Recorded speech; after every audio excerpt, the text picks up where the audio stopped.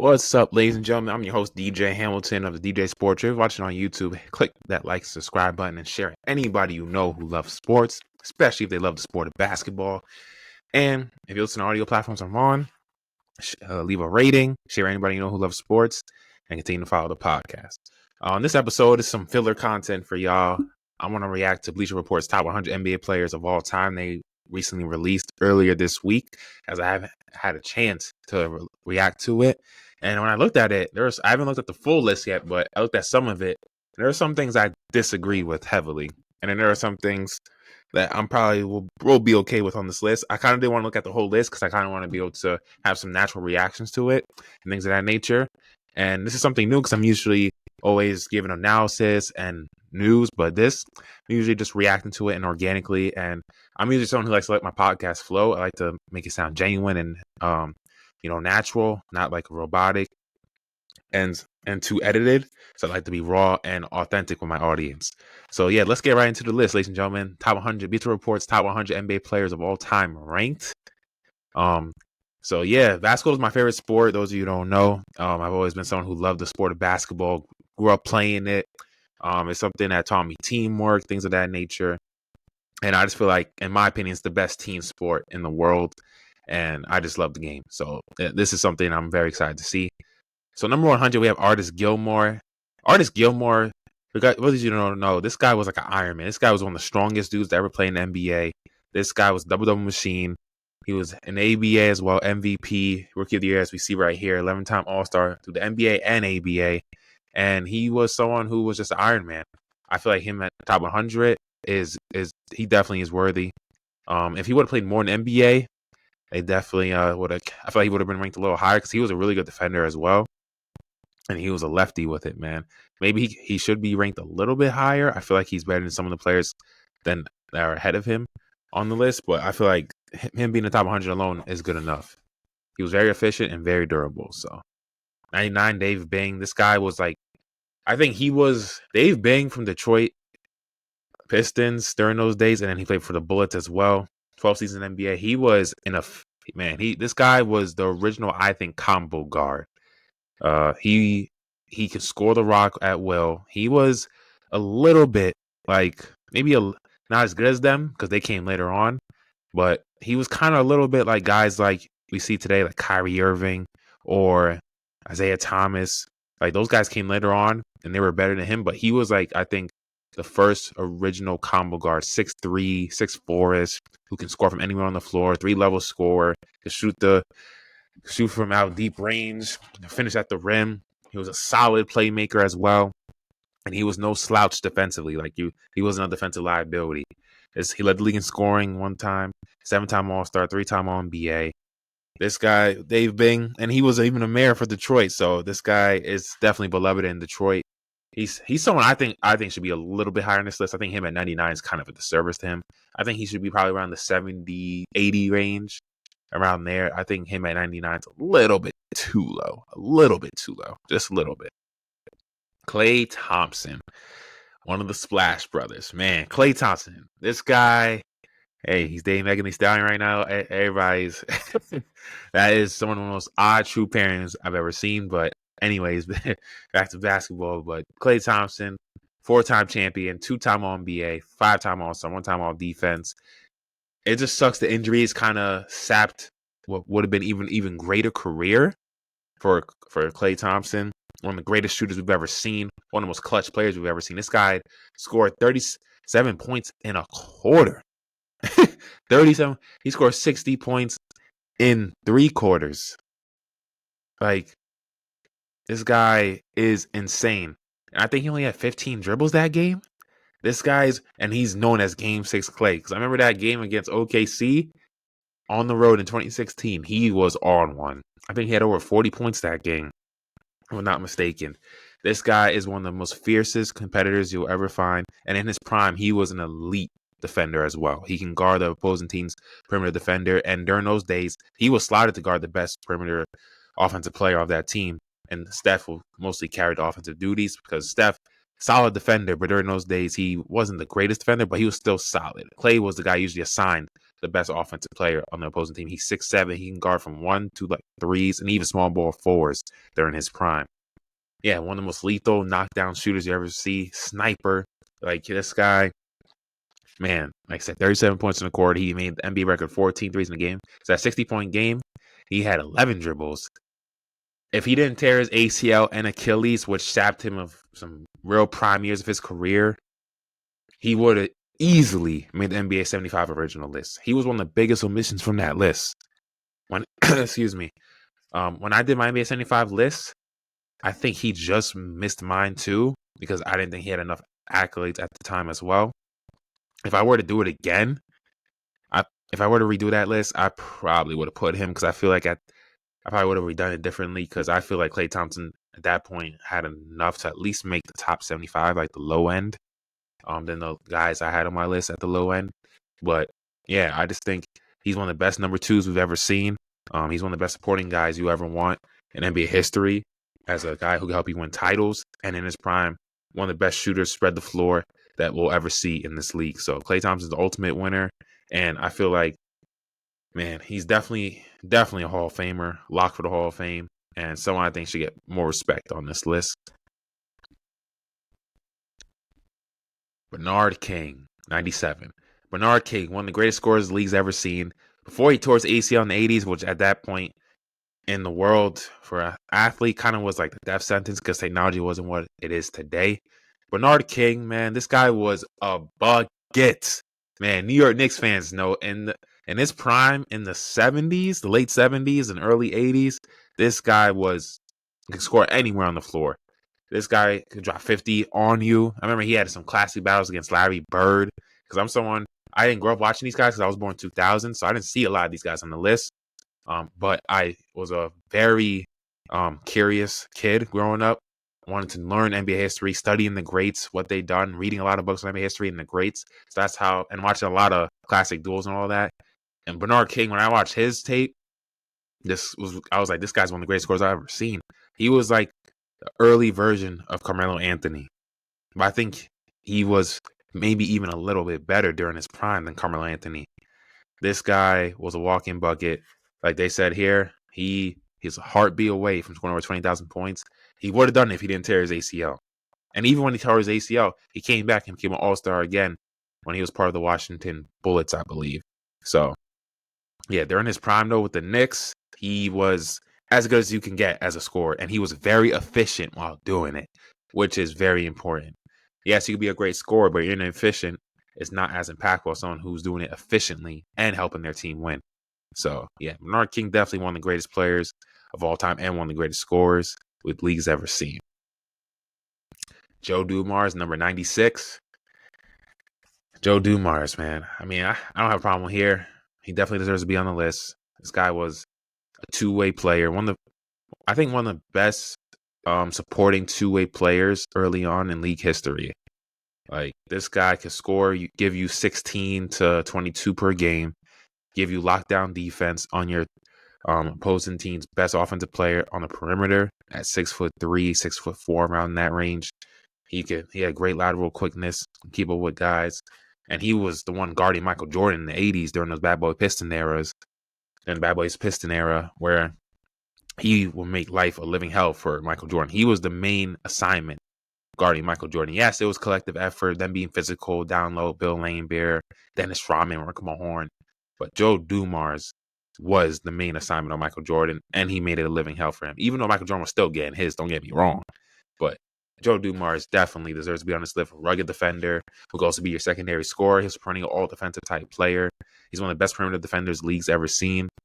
And in that 89 finals, like it says here, he was very instrumental in the Pistons winning that first title in 89. Over 27 per game, 6 assists, and 57% shooting from the field. And a sweep over Magic Johnson, Kareem Abdul-Jabbar, and James Worthy Lakers, where he was named the Finals MVP. And they had him average ranking highest top 100, 38. I wouldn't put him that high if I were to do it, but yeah. And then they said lowest unranked. I think that's kind of disrespectful, but he definitely is definitely is top 100. And so, yeah, as you see, they're showing the highest, like we're the highest they were ranked, these players, and also the lowest ranked. Like Bernard King, lowest unranked, which I disagree with. He's definitely top 100. And then Klay Thompson, lowest unranked. That I disagree with those. But let's go to the next player now. Dave DeBusschere. He was, to me, the original I say he was the Draymond Green of those Knicks teams in the 70s. He was the do-it-all, dirty guy who made the hustle plays, did the little things, rebounding. He wasn't really an offensive player, like an elite offensive player, but he was a solid enough offensive player. Definitely a better offensive player than Draymond. Like you see his key stats here. 16 points per game for his career, 11 rebounds per game, 43% from the field. This guy was a double-double machine, and he was a all-defensive type player. This guy can guard multiple positions, and he was someone who I want. If you are a team that wants a guy who does the dirty work, the gritty nitty that every championship team needs on an NBA roster, he's one of those players who I think should be in the top 10 list of that. He can do those little things. And he was undersized for his position. He was 6'6" at best. He's one of 7 players to average more than 10 rebounds per game, as we see here, while standing shorter than 6'7". That is incredible. And I know Charles Barkley is definitely on that list too, because Charles Barkley, who we're definitely going to see later on this list, is definitely one of those players who did that as well. And he also finished top 11 MVP voting during each of his final 3 seasons, which is definitely incredible for someone who was short for his position, and then playing against a lot of in an era where there was a lot of great big men as well. So yeah, shout out to Dave DeBusschere, man. Helped New York get 2 championships. Man, it'd be nice to get another one. It's been a long time, but especially as someone who lives in New York. But yeah, he was very instrumental in those championship runs, and he's someone who definitely deserves to be on this list. Bill Sharman. Now, he wouldn't be as efficient. He wouldn't be considered an efficient shooter nowadays, but he was considered the first real great shooter. Like, think of the Klay Thompson ilk, the Reggie Miller ilk, those spot up shooters who are great at catching and shooting, coming off screens. Bill Sharman was that guy, playing alongside Bob Cousy during those early NBA years in the 1950s. 4-time champion, 7-time All-NBA, 8-time All-Star. He was on my NBA 75 list near the end.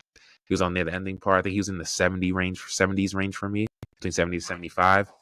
I just think he was someone, yes, he wouldn't be efficient by today's standards, but back then, during that time, that was considered efficient. He was the running mate with Bob Cousy during those Celtics years, including 3 straight titles during 58, 59 to 61, alongside Bill Russell, Frank Ramsey, and Tommy Heinsohn in the late 50s and early 60s. He was definitely someone who was also get his own shot. Like they say here, he was the leading scorer on one of the most dominant teams in the history of basketball and in sports.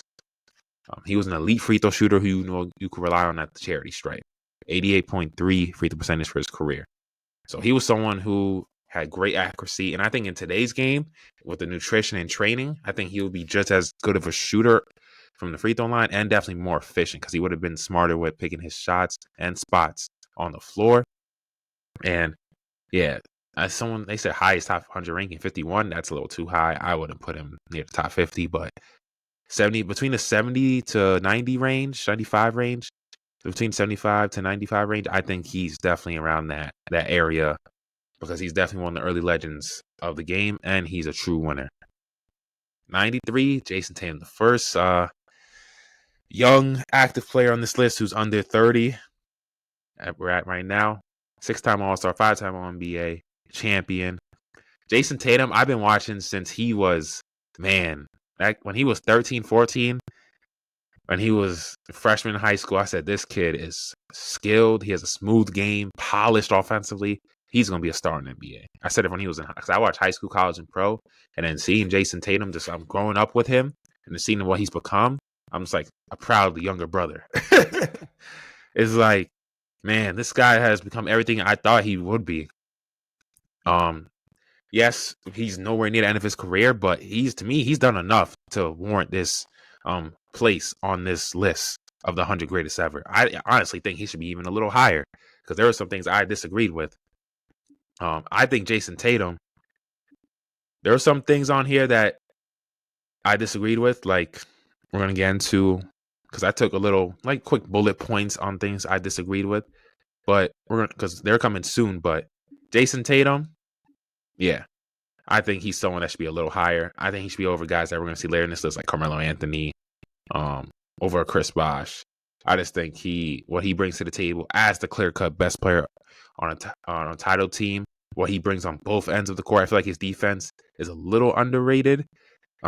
He's no slouch defensively. He's a really good defender, and he's gotten better at being more efficient with his offensive game and attacking the basket more. Sometimes I feel like he still settles a little bit for too much of the sidestep three, but he's someone that he's been an Iron Man 2 throughout his career, barely missed games until this torn Achilles injury, which sucks because he was balling that game against the Knicks. But he's someone who most of his career has been an Iron Man, playing pretty much almost every single game. And he is just one of the greatest players we've ever seen. He just nabbed his 5th on-base selection. And they say here's only active players every active player to do so through their age 27 season are LeBron, Giannis, Kevin Durant, Luka, Nikola Jokic, Russell Westbrook, and Chris Paul. All those players are going to be on this list. And yeah, so Jason Tatum definitely more selection here. They have him as highest ranked at 55 and some unranked. He's definitely at this point a top 100 player. I think he should be higher than 93, in my honest opinion. But we're going to continue to go through the list. So next, 92, Lenny Wilkins. Like, this is one player, for example, love Lenny Wilkins, but Jason Tatum, I think, is ahead of him. He was the best player on a title-winning team, and I feel like he's just done more and has more All-NBAs. But Lenny Wilkins, for those of you who don't know, is a player who's an elite point guard, creating for his teammates, and can get his own as well. He was a lefty and became one of the greatest coaches in league history. He led the league in assists one time. This is someone who played for the St. Louis Hawks, Seattle Supersonics, and the Cleveland Cavaliers. And he became all-time winning his head coach, surpassing Red Auerbach. It says right here. Well, with over 1,000 career victories in 1996 during that time. And then his only career championship game was the 1979 Supersonics. That team upset the Bullets. So, yeah, they have him as high as 43, highest top 100 ranking. I don't know who did that, but I love Lenny Wilkins, but he's not top 50. He's definitely top 100, but not top 50 at this current junction in NBA history. But yeah, I think Jason Tatum, that's one player. I think Jason Tatum should definitely be over. 91, Chauncey Billups. Mr. Big Shots. Mr. Big Shot, man. Oh, man. Chauncey. I used to say this when I was younger. Chauncey Billups. One-time champion, one-time finals MVP, 5-time All-Star, 3-time All-NBA, 2-time All-Defense. He was, and I played a long time in the league, 17 seasons. This is a guy who had a slow start to his NBA career. Chauncey Billups, but then he kept working on his game, kept trying to get better. And then he eventually became a star with the Detroit Pistons and became the face of that title-winning team in 2004 that had one of the best defenses of all time. And he won the Finals MVP in that 2004 Finals, defeating the Shaq and Kobe-led Lakers. That also had Karl Malone and Gary Payton near the end of their careers on that team. And many people on that 04 team, they thought lacked a true star, but with Ben Wallace, Rasheed Wallace, Chauncey Billups, they had in my opinion, three Hall of Famers on that team. And you had Richard Hamilton, a great spot-up shooter coming off screens, who was also an all-star in the league. Tayshaun Prince was a young cat at that time, one of the best perimeter defenders in the league during his era, during his prime. Really stout defensive team. Billups had 3 on-base selections that came after his 29th birthday. He was one of the clutchest guys in the league during his era and of all time. He was never afraid of the big moment, and he was a masterclass. He was just a masterclass of professionalism, leadership, and he could defend. And he could really shoot. So, yeah, hindsight, masterclass in scalability and longevity. He joined Steph Curry, Kevin Durant, and Larry Bird, only players to have seasons at age 30, at that age or older in terms of after their 29th birthday, in which they cleared 19 points, 5 assists, while shooting 38+% of threes and over 90% from the free throw line. So that's a very elite. And they have him as highest ranked at 67, which I think will be a little too high, but I think he's definitely around the 80 to 90 range, Chauncey Billups. I just think he was definitely a guy who warrants selection on this list. 90, Chris Webber. Chris Webber. So in the 2000s, I think that was the greatest era of power forwards ever. Like, you had prime Tim Duncan, you had prime Dirk Nowitzki, Kevin Garnett, Chris Webber, Rasheed Wallace. Man, it was special. It was those matchups one-on-one, any of those guys going against each other, it was going to be a treat to watch. Chris Webber, at that time in the late 90s, early 2000s, was probably as talented, if not the most talented, of that core. And that's saying a lot. His passing ability for a big man was unique and different. His ball handling ability to initiate the offense, which we saw him do throughout his career. The Warriors, the Washington Bullets, and then definitely the Sacramento Kings, where he had his best years of his prime. He was a 5-time All-Star, 5-time All-NBA selection, Rookie of the Year, and led the league in rebounds once. He averaged almost 29, 4 assists per game, 1.5 steals, 1.5 blocks, and shot 48% from the field for his career, 15 seasons played. Man, he was part of that Fab Five team in college basketball that changed the whole and revolutionized college basketball. I would have wished he never called that timeout. I wish he would have won that national championship in college. But, man, Chris Webber, one of the most skilled front court players we will ever see. His facilitating was top notch. It was unique. We just don't see it. He revolutionized the game. Him, Kevin Garnett, and Dirk Nowitzki, I feel like those three, they revolutionized the power forward position and big man position of big guys we will see 6'10" and up, and how they would play the game. Like, those guys changed the game, and I think enhanced it and propelled it to another level. He had great hands, and I just think the injuries, like he tore his ACL, I think in 2004 or 2003, around that range, and then his knee was never the same, and then he was never really the same player after that. But for those first 10 years of his career or so, Chris Webber was a star in the NBA and one of the most skilled big men the league has ever seen. It just sucks he never got that championship. I feel like he could have been more of a killer, try to be more of a killer instinct. But in terms of talent, he might be a top 5 talented power forward of all time in terms of talent, because there wasn't many who can do the multitude of things he can do. He was so multifaceted. This right here, this area, I just think Tatum should be a little higher. I just think he should definitely be over Lenny Wilkins and over Mr. Big Shot, even over Chris Webber. I think I would put Tatum over Chris Webber at this point of his career. 89, we have Earl Monroe, the Pearl Man.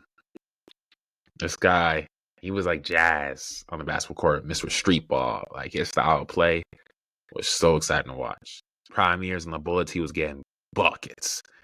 But then he wanted to start winning. He got traded to the Knicks, I believe. And then he paired with Wolf Clyde Frazier, and they formed one of the most greatest backcourts in NBA history, helping the Knicks win that 1973 NBA title. 1968 Rookie of the Year, 4-time All-Star, 1-time All-NBA. Earl the Pearl Monroe, known for his deep scoring arsenal. He had some of the best handles, glitzy, like city-type street ball, man, on the NBA court with high substance. That was Earl Monroe. Think of Kyrie Irving today. Some legends that remind me of Kyrie Irving back in the day are Earl Monroe, Pistol Pete Maravich. Those are some guys that come. The 70s revolutionized basketball. I feel like that decade doesn't get its just due to terms of the flair, the excitement, and just the moves they brought and creativity to the game of basketball. That era, I feel like, gets so disrespected because of what was going on in the league with the ABA and then drugs and things of that nature, and then tape delay. And you guys probably shocked I even know that, because as a young cat in 2000, you're probably like, oh, how does he know that? I told you, I studied my NBA history, y'all. It's my favorite sport since I was a kid and always will be. But Earl Monroe, he was that dude. Like, his ability to adapt and change from being a dominant scorer with the Washington Bullets to eventually accepting his role for the betterment of the team to win with the New York Knicks. And that's what made him a winner and a champion, to stamp his name amongst the greats in NBA history. I know he had some injuries that were fortunate, like knee injuries and stuff. I feel like he should have even more accolades for his talent. But I feel like this right here, I feel like this is 89. I feel like this is in the 80 range. I feel like this is a good spot for him. So now we've had a lot more greats since then, because he was originally on the NBA top 50 list. But we've had the 2000s greats come since, like Allen Iverson, Kobe Bryant, LeBron James, 2010 Steph Curry's, Kevin Durant's, and stuff like that. 2020s Giannis and Nikola Jokic, Wemby's coming. But I feel like he's still top 100 player of all time. Just how much he meant to the advancement of the game in terms of creativity, and then helping the New York Knicks win a title. Come on now, come on. This guy had great grace on the court and off the court, and he was part of a large ecosystem alongside Dave DeBusschere, Walt Clyde Frazier, Willis Reed. You can't teach it, man. Earl the Pearl, definitely deserving. 88, Draymond Green. I'm going to try to go through this list because, man, speaking through every player makes your voice tired. Gotta drink some water here. Gotta stay hydrated. I'm doing this live, too. I'm not going to be editing this. But Draymond Green, one of the pillars, and one of the key components of one of the greatest dynasties in NBA history and in sports history. 4-time champion, 1-time Defensive Player of the Year, 2-time All-NBA, 4-time All-Star, 9-time All-Defense, led the league in steals once. He's not going to have eye-popping stats that are going to make you go, whoa. This guy, he doesn't have the most appealing game aesthetically, clunky offense, but defensively, he's one of the most brilliant minds we've ever seen. His ability to guard the 1 through the 5, cover the perimeter, have the strength and girth down low to stay with bigs even taller than him, because he has that 6'7" girthy frame. It's unmatched. His IQ for the game defensively, and then also offensively. He might not be an elite scorer, but that screen and roll game with him and Steph Curry, that chemistry, you just can't teach it. His ability as a passer and seeing the open man, knowing when a guy's cutting, and just seeing when there's going to be an opening in the offense, is just something you can't teach. That synergy him and Steph have is some of the best 1-2 punch we've ever seen in league history amongst teammates. He's one of the greatest glue guys that the league has ever seen. And there's a reason why the Warriors won 4 titles and made the finals for 5 straight years. He's definitely one of the reasons. Now, some people might think, okay, why is he ranked above Klay? Honestly, I used to always say, okay, Klay's over Draymond. But I don't have a problem with it. I mean, Klay, because I feel like Draymond, what he brings outside of scoring, the way he impacts the game defensively and rebounding wise, and then also as a playmaker, I think he's more valuable than a Klay Thompson. But Klay Thompson, to me, and at his best, man, what he did shooting wise and defensively for the Warriors, where the teams had to worry about him as well as a marksman from the outside and couldn't just worry about Steph because he was just as lethal from the outside. You can make an argument that maybe he should be over Draymond, but the injuries hurt Klay. So his accolades aren't as much as Draymond has, but hey, however you want to flip it, man. However you want to flip it. But I definitely think Jason Tatum should be over Draymond Green. I think Jason Tatum should be over a lot of guys ahead of him, like Billups, Weber, even Earl Monroe. I'll put him over Earl Monroe, and then over Draymond. So yeah, but Draymond, definitely someone who definitely deserves be on this list. And he'll make the NBA's top 100 in 2046, 47. Yeah, so yeah, this is definitely warranted and deserved. Lonzo Mourning. Whew. Yeah, y'all young cats, man, including myself. Lonzo Mourning, for the kidney issues, man, this guy was a monster. When I say one of the greatest two-way players before the kidney issues, that in that 8-year stretch from 92 to 2000, this guy was a monster. So there's career, won that championship in 06 with Shaq and D Wade. 7-time All-Star, 2-time Defensive Player of the Year, 2-time All-Defense. Y'all see it, led the league in blocks twice. Man, if he didn't have that kidney disease translate, but man, during those first through 8 seasons, you guys see it right there with the Hornets and then South Beach in Miami. He was 21, 10, and 3 on over 50% shooting. He's one of 3 players to have ever cleared that during his first 8 years. The others are Kareem, the Admiral, David Robinson, and Hakeem Olajuwon. I mean, that shows you what type of company he was in and what trajectory he was going on. But then the kidney issues happened, unfortunately. I'm just happy he was able to get a championship. But he was one of the most fierce competitors and intense guys we've ever seen. I would have loved to see him go against in his prime, like the intensity, just go against Draymond Green and just see them fight, because that would have been prime time television. Because Lonzo Mourning was not taking no ifs from anybody, none. So that's something I would have paid money to see. But yeah, he definitely deserves to be on this list. This right here saying lowest unranked, that's kind of disrespectful. He's definitely a top 100 player of all time. 86 Tony Parker. 85 Sam Jones, 84 J.G. and Dantley, 83 Jimmy Butler. So okay, so let's go. Tony Parker, man. He was that young guy from France, man. Point guard, coming to the league at like 19. He won a title his rookie year and the second year. And he got continuously better as he went on. Won the 07 Finals MVP. And this guy was a short point guard, man. 6'1", 6'2". He was among the league's top scorers in the paint. He had this lethal spin move floater. And that downhill burst he had was incredible. Oh, man. He can stop on a dime, decelerate, accelerate whenever he... Tony Parker, y'all. That floater spin move he had. It was disgusting. Turning over his left shoulder when he's going to the left, turning over, spinning, going over his left shoulder. Oh, I used to do that all the time in NBA Live and 2K with him. That was his signature move. Teardrop, man. He was one of the best at scoring in the paint for a point guard. And his 11.5 points per game, it says here, in 08-09 season, he ranked 6th in the league behind LeBron James. Tied with LeBron James, and ahead of Tim Duncan, which is crazy. Tony Parker, man. Very instrumental in the Spurs winning 4 titles during his time there. And 6-time All-Star, 4-time NBA. He definitely made basketball more popular in France. He was the first true star to ever come from France. And that's kind of led to things like inspiring guys like Victor Wembanyama.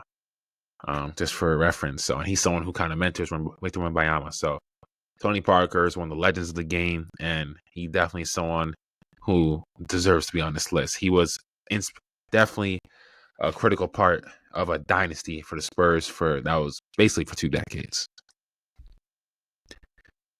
Sam Jones. Whew.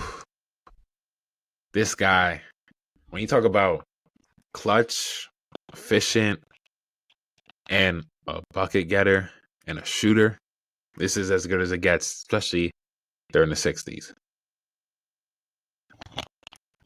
He was probably one of the best guys, one of the best teammates that Bill Russell ever had. 10-time champion, 3-time All-NBA, 5-time All-Star.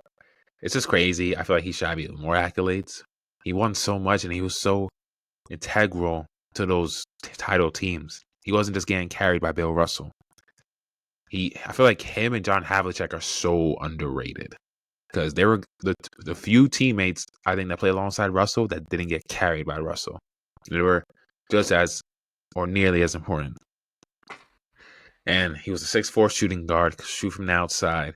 He hit some of the clutchest shots you've ever seen. I remember there was this one shot, I think it was the 69 finals. I forgot which exact game, but it bounced high off the rim. And he just had so many clutch moments in NBA history. He was definitely one of the most favorite players in the clutch. If playing today's game, I think he'd be even better, especially with better footwear and training and nutrition. I think he'd be like a better souped up version of Bradley Beal. And maybe he's even like a Ray Allen in today's modern NBA. Sam Jones, man, he was really that dude. He had a clutch gene, great intangibles for the game. He was fearless. That's why I like to call him fearless. I will put him over Adrian Dantley. Adrian Dantley, stat stuffer, man. Like, this guy was a bucket. One of the greatest scores you've ever seen in various ways. And he did it really without shooting threes. He did it in the low post, especially for a 6'5" guy. His post game was incredible. Incredible. and mid-range game. He did it in an era where efficiency wasn't really as like you know valued as it is today. But man, 54% field percentage for an undersized small forward, crazy. He holds the record for the fewest field goal attempts per game by a 30-point score in 83, 84, 18.2. Wow. So I don't know if I would have him over Sam Jones. Sam Jones won 10 titles, man. But then again, he did have Bill Russell. So maybe, you take into fact, I take into fact everything. Eye test, your accolades, your achievements, how much you won, your impact on the culture of the game and in society as a whole, how influential you were, etc. Yeah, I think I would put Sam Jones over him, and even Jason Tatum. Jason Tatum, I feel like, should be around this 80 to 70-ish range at this point. Got Jimmy Butler next, a man who, when I first watched him in his rookie year, Chicago, I didn't see him becoming what he's become. Then my freshman year of high school, 2014-15, had his breakout year, one of the most improved.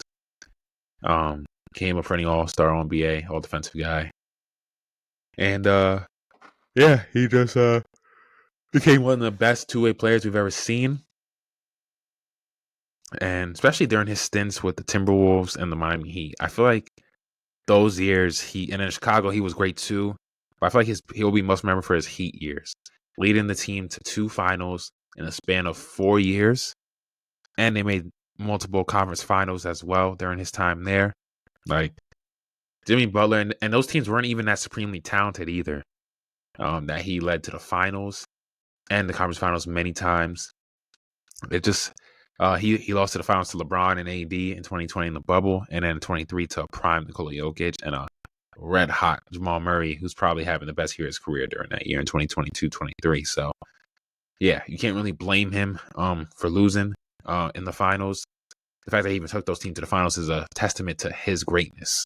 But yeah, he's a very indifferent kind of superstar. He is unapologetic. He can sometimes be a little bit of a cancer to your team's locker room, especially if things get bitter. Look what happened with the Timberwolves. Look what happened with Philly and Miami Heat. Yeah, so I'm going to turn my camera off here to reserve power and stuff, but we're going to continue to leave off where we left off. Pick up where we left off, excuse me. But yeah, number 78, we have Paul George. Paul George, man. What a career. I mean, it's a fascinating career because early on, plus remember, there was a point in the 2010s, early 2010s, mid-20s, man, we said, man, Paul George's early years in Indiana, we're like, man, this guy might be a top 5 player in the league. And then that leg injury kind of messed him up in 2014 in FIBA when he broke his leg. And then he still had a great career. I mean, from 2014 to 2019, this guy was top 10 player in the league, and some years even top 5 conversation. He finished top 3 in MVP voting in 2019. He was behind Giannis and James Harden, I believe, that year. And this guy is one of the best two-way players the league has seen. He can guard multiple positions. He was in the Defensive Player of the Year conversation, usually finishing in at least top 5 votes for Defensive Player of the Year. This guy, man, could shoot the ball, score on all 3 levels. He was like a little bit Tracy McGrady-like, especially during those early years when he had the explosiveness. Yeah, it was special to see, especially at 6'8", 6'9". This guy was special, man. It's unfortunate that he never really had the mentality to win a championship. Like, he had the mentality to win a championship, but he never was able to fully do that. I feel like he wasn't as strong mentality-wise to get over that hump as the guy. Even though he made 2 conference finals in 2014 and 2013 as the guy for the Pacers, but, they ran into LeBron James in his prime on the Miami Heat, and they had D-Wade there too, Chris Bosh. So this guy was the jack of all trades, though, man. He could run the offense. He could hit threes. He can guard your team's best top scoring threat, wreak havoc in the passing lanes. Like, he was a fully scalable superstar in his prime. It sucks now. He's older now, more injury prone. He's not what he used to be. His body's breaking down, but man, Paul George, y'all, just go watch some film. He was that dude when he was with the Pacers, and then even with the Thunder, and then Clippers, he was solid too. It's just unfortunate that the Kawhi and him, that era was a disappointment. They blew that 3-1 lead in 2020 in the bubble to the Denver Nuggets. And 2021, he had a great postseason in 2021. They make it to the conference finals. They lose to the Suns because, Kawhi tears his ACL. Looked like they could have won that year. It's just he's had an unfortunate when it comes terms of luck. But also, I think he is also a guy who he proven he could get to deep in the playoffs as a number one, but wasn't good enough to be a number one to win the title. But then as a number two, he did kind of have his blunders at times, especially with the Clippers and and then playing in OKC. He was considered the number one guy, but him and Russ probably trade on and off. But yeah, Paul George though definitely deserves to be on the top 100 list. I'm not taking no PD disrespect.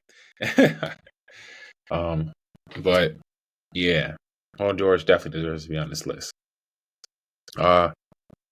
We're gonna try to go a little quicker for y'all, but I like to really go through these lists because I feel like these are really cool to see. Maybe I'll keep my camera on. Maybe we'll do that. We'll see. Maybe I'll keep my camera on. Got a little stuff going on, but Pete Maravich, like I said, one of the greats, man. I mean, this guy was the innovator of not the innovator, not the one who created it, but he took it to another level. The behind the back dribbles, all that, because the one who really created it was Bob Cousy. But Pete Maravich, man, he is the all-time leading scorer in NCAA history for men. 5-time All-Star, led the league in scoring once, 4-time NBA. He is the definition of a wizard with the basketball. The things he would do on the basketball court, elbow passes off the elbow. I'm like, whoa, what is this guy? Like, is this possible? He could flat out shoot the basketball. He had such a high basketball IQ and intellect for the game and skill. It's unfortunate he only got to play 10 seasons due to injuries, and he didn't really have the best supporting cast during his prime around him to really make a run and win a title and win championships. But he was a guy who finished top 3 in MVP voting in his best year in his career in 76-77 with the New Orleans Jazz. He did play with Larry Bird in his rookie year. It just sucks he never got to play with the advent and advantage of a 3-point line, which came in his last season in the NBA where he shot 10 of 15 from deep, which shows, like, man, if he had a 3-point line during his era, he's one of those players, I think, if he would have came in the modern NBA over this last decade, I feel like he would have changed the game too, like Stephen Curry. His handle, his wizardry passing, his shooting and marksmanship, his showmanship is second to none, probably, in NBA history. Like, he's up there in terms of showmanship, skill, flash, everything. He's up there with the Kyrie Irvings, the Stephen Currys. Like, it was a treat to watch. If you got to watch him during his heyday, you guys are lucky. So we have Alex English. He had the most points in the 80s. He was a bucket getter. I think it's a little too high for him. He's definitely top 100, but someone who's just a scorer, who never really made deep playoff runs, and wasn't really defender, sort of say. Would I put him over a guy like Paul George? No. I would put Jason Tatum over him as well. I think he should be a little bit lower on the list. And I also probably would put Nate Archibald over him as well. Nate Archibald at least won a title, and he was a key component of helping win a title. Even though he wasn't the guy, he was another key important part and piece to the puzzle for that 81 title team. And probably would put Tony Parker over him as well. So Alex English, definitely top 100, but I just think he's a little too high. Too high on the list for me. Too high. Next, who's on the list? Manu Ginobili.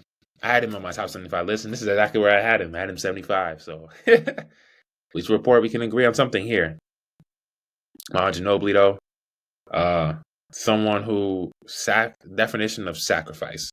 Someone who could have easily said, no, I don't want to be on the bench coming off my career. I want to go somewhere where I could be a starter and easily could be the best player on an opposing team. But he said, nah, I'll sacrifice for the team, the betterment of the team, come off the bench, be the ultimate sixth man. And when I talk about audacity, this is the definition of audacity. This guy right here. This guy had the psychopathic will to want to win. Like it says right here, audacity.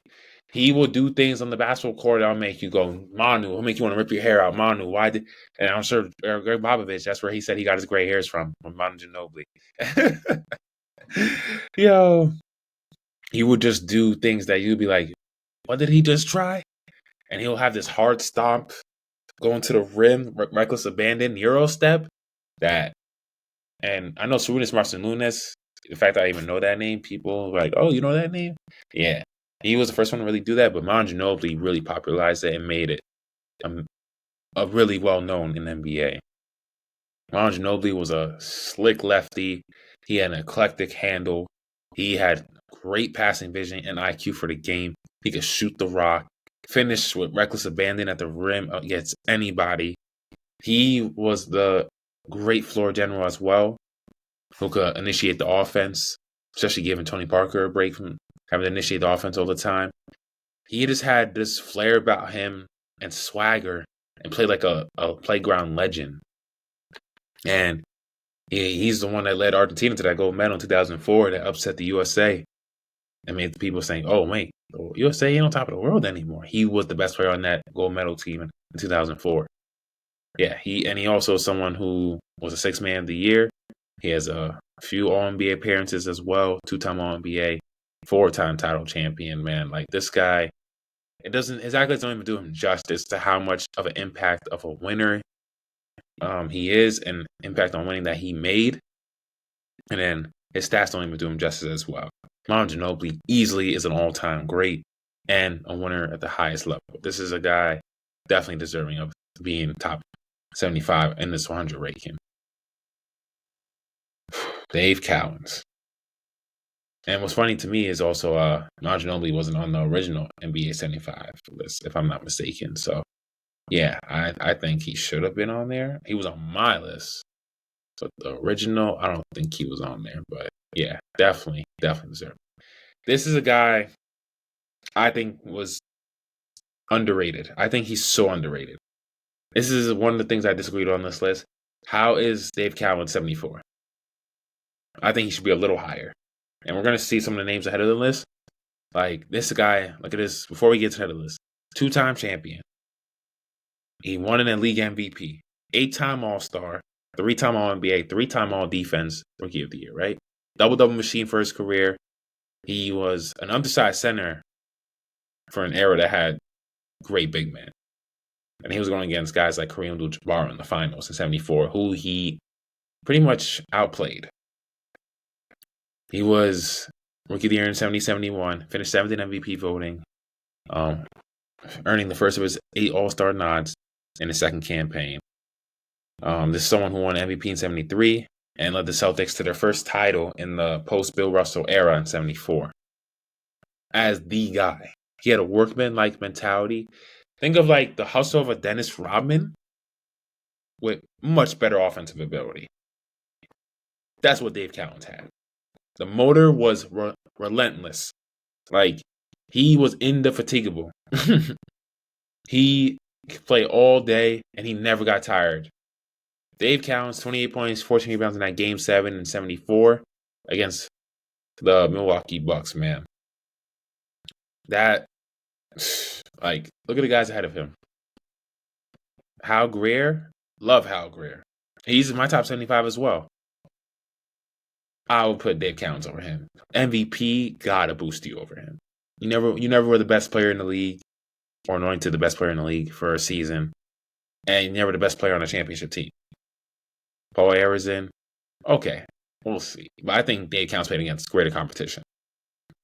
Chris Bosh, love Chris Bosh, but Dave Cowens is over him. This is where it's interesting. Was unselled. I just think I think I had Dave was unsettled over Dave Cowens, but if I did it now, I probably would put him ahead. But let's keep going. Oh, for Kyrie. Yeah, I'll put him over Kyrie. See, I keep it real, y'all. I don't be too recency biased on current guys I grew up watching. You know what I'm saying? I keep it objective. But where I really got weird is like, we go forward. We're gonna see the list now. Pau Gasol, and I love Pau Gasol, but he should not be 62. I love Pau Gasol, but he should not be 62.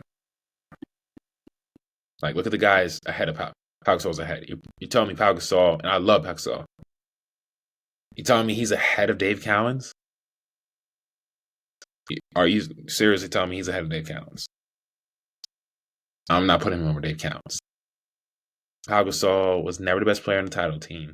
Even though I know he was important to those two Lakers titles back-to-back in the late 2000s and early 2010s, I'm not putting him over Dave Cowens. Hal Greer, I think Dave Cowens should be over Hal Greer. I'll put him over Paul Arizin. I'll put him over Chris Bosh. I'm putting him over. Let's say it's kind of hard because he won MVP too. Was the best player on a title team. You can make an argument as Elvin Hayes was too, who I'm gonna get to as well because I think he was underrated on this list. But yeah, I just think Dave Cowens was a better offensive player than was Unseld, and he was a better defender. Kyrie, I'll put him over Kyrie. I'll put him over Robert Parrish too, definitely. And I love Robert Parrish, but I'm gonna put him over Dennis Rodman. Definitely put him over Dennis Rodman. And Embiid is interesting because the injuries have pretty much sapped his career. I'll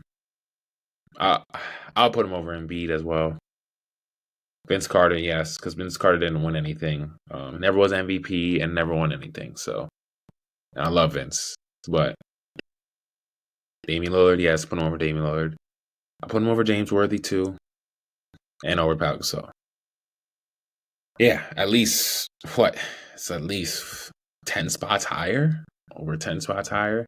Yeah, I just think Dave Cowens, I see on a lot of all-time lists. He gets disrespect I feel like he's the most disrespected MVP winner in NBA history. I just feel like it's a disservice. I feel like we get too recency bias. And his numbers are not like he was wildly inefficient either. Like, this guy was undersized center. He was 6'9". Like, this guy was really good. Rugged defender, rugged rebounder, played his ass off. And he was a solid and really good offensive player. And won an MVP. Come on, man. And a 2-time champion. And made all defensive teams and all NBA. Come on. He should be at least 10 spots higher than he is. In the 60s range. So, Hal Greer, as much as I did kind of saying he should not be over, but Hal Greer was a good number 2 for Wilt Chamberlain, defeating the Celtics. And the only time they lost in the 60s and 67. He's, man, this guy was, I'm trying to think, who would he remind me of? I can't think right now, but this guy was a guy who gave 18 to 22 a game. Really good defender, gritty. He was kind of undersized too, 6'2", 6'3" range. He's only one of 3 players, Jerry West, Chris Paul, only players to be 6'3" or shorter to have over 20,000 points and 5,000 rebounds. He averaged between 18 to 24 for 11 consecutive seasons and 10 All-Star appearances. So, and he had a nice jumper, man. Like, his jumper, yeah. Think of Klay Thompson, but I think he had a better off-the-bounce game than Klay. And, Klay Thompson in his prime, maybe not as lethal of a shooter. He could shoot, though. But better off-the-bounce game, if you know what I'm saying. Creating his shot off the dribble and finishing it. I think he was better at that aspect of the game than Klay. So, Paul Arizin, the guy who changed the way the jump shot looked. Instead of a 2-hand set shot, he made it like a one. The first guy we really saw with a 1-hand shot coming off the dribble.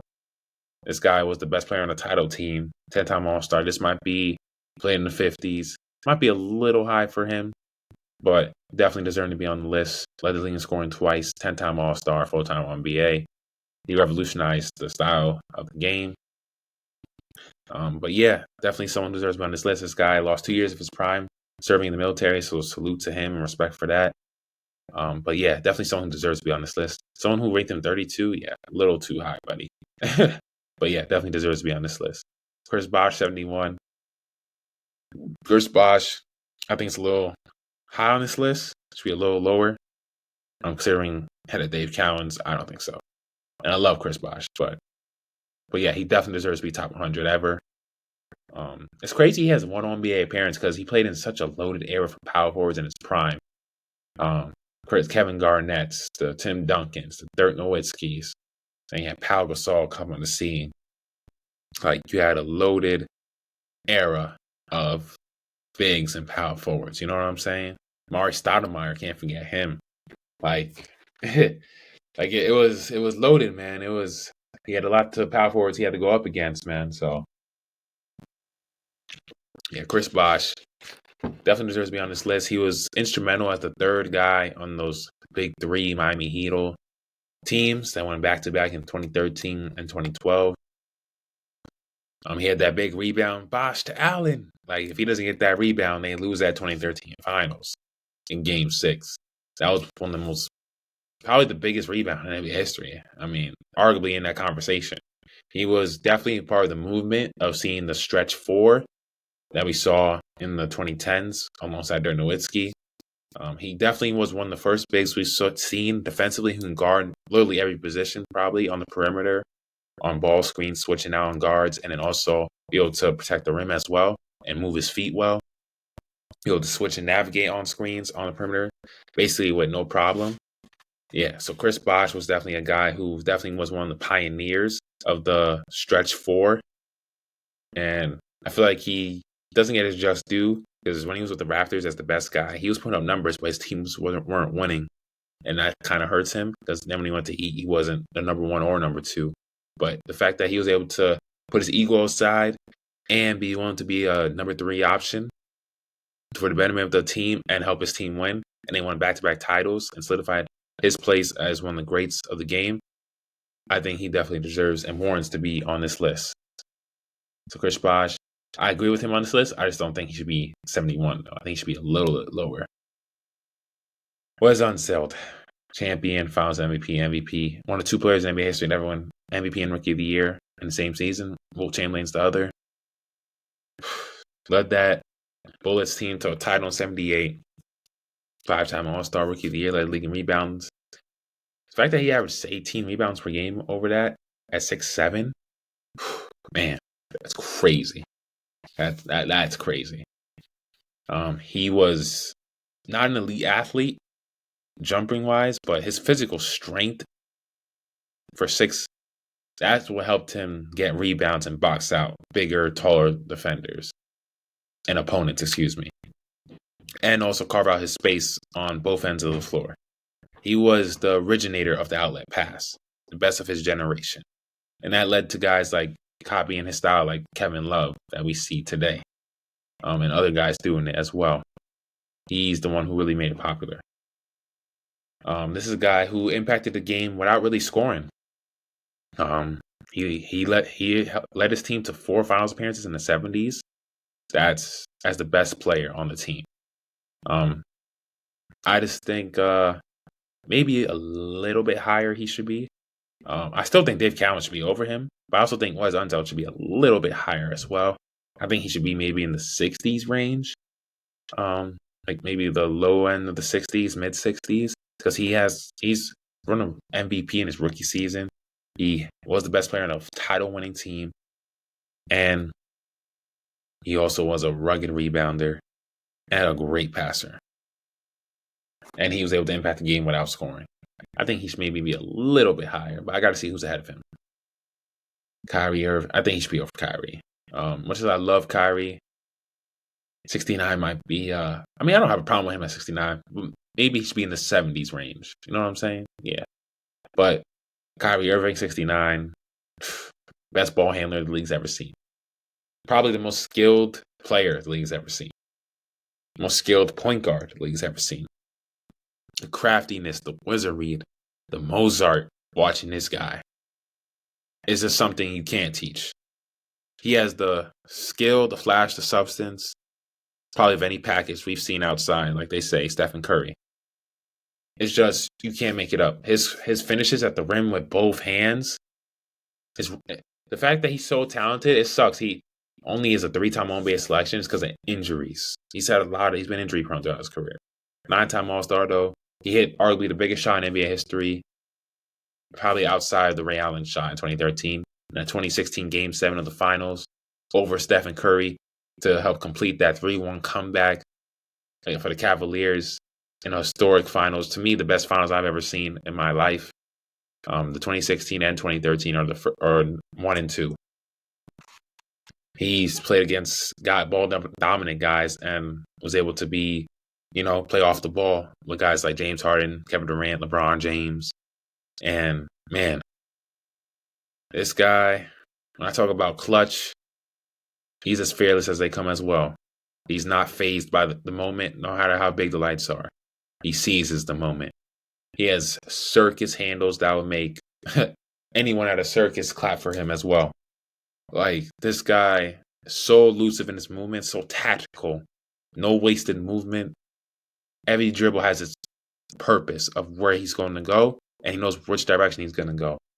And he does it efficiently. He is an artist on the basketball court.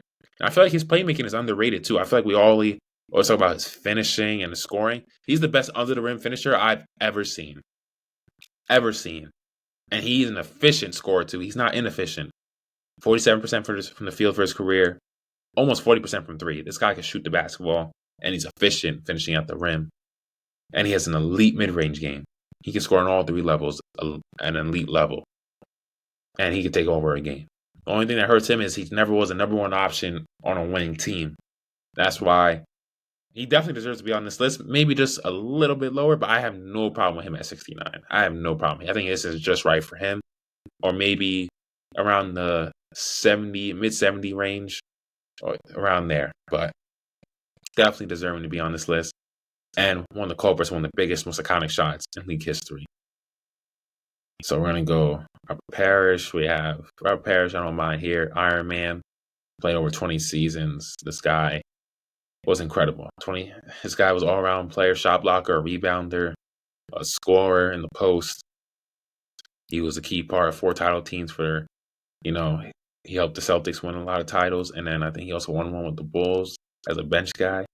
So, yeah, Robert Parrish was a really good player, man. Iron Man. Longevity. Dennis Rodman, 67.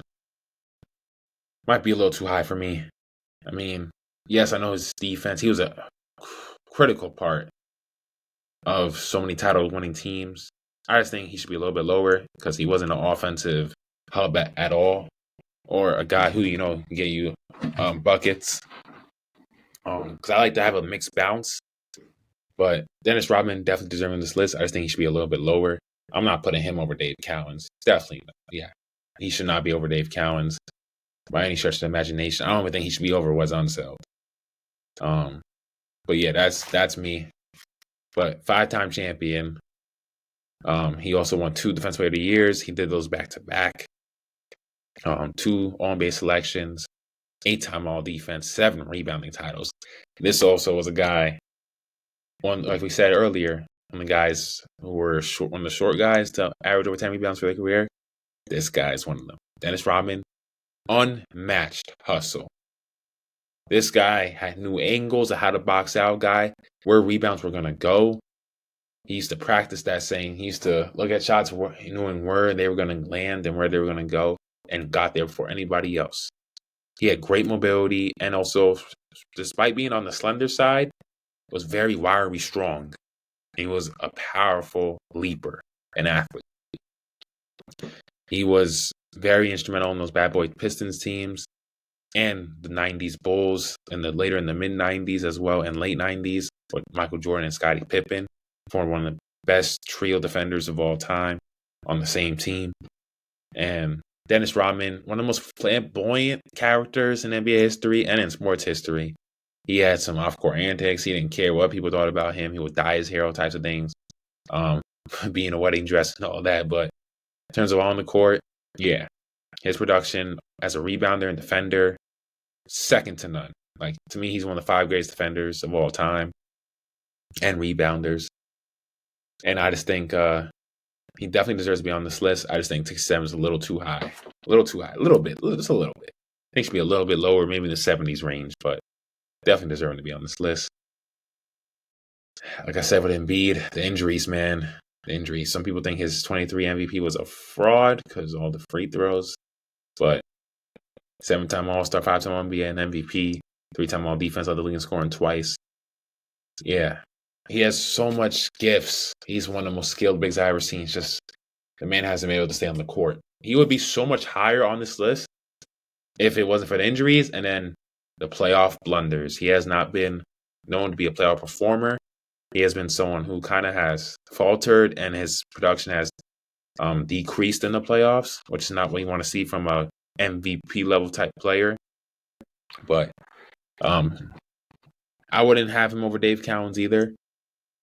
I just think Embiid needs to prove that he could even get to a conference finals, let alone an NBA finals and win as the guy. And we don't know if that will ever happen, but he deserves to be on this list. I just think it should be a little bit lower. Vince Carter. Now, would I put Embiid over Vince? I think I would. Better defender and won a league MVP. But Vince, when we talk about talent, that should have been even better. Vince Carter is one of those faces. I mean, Vince Carter, man, when you talk about the ultimate highlight reel, the greatest dunker of all time, he helped keep Toronto Raptors as a franchise. Because if he didn't come on the scene, they would have faltered as a franchise. I'm telling you that right now. He saved basketball in Canada. He made basketball what it is today in Canada. He helped spark a generation of basketball and athletes in Canada. There's no Shai Gilgeous-Alexander without Vince Carter. I'll tell you that right now. There's no Andrew Wiggins without Vince Carter. The NBA pipeline that came after him is it's a celebration of his greatness during his time with the Raptors. 8-time All-Star, 2-time All-NBA, aerial artist, I like to call him. Vinsanity. This guy had the talent to be a top 25, 40 player of all time. It's just, he had some injuries, and he didn't really have the killer instinct drive like a Kobe Bryant. He had every bit of the ounce of talent of a Kobe, but Kobe just had that more of the inner fire in him to take it to the next level. But yeah, Vince Carter, though, could shoot the basketball.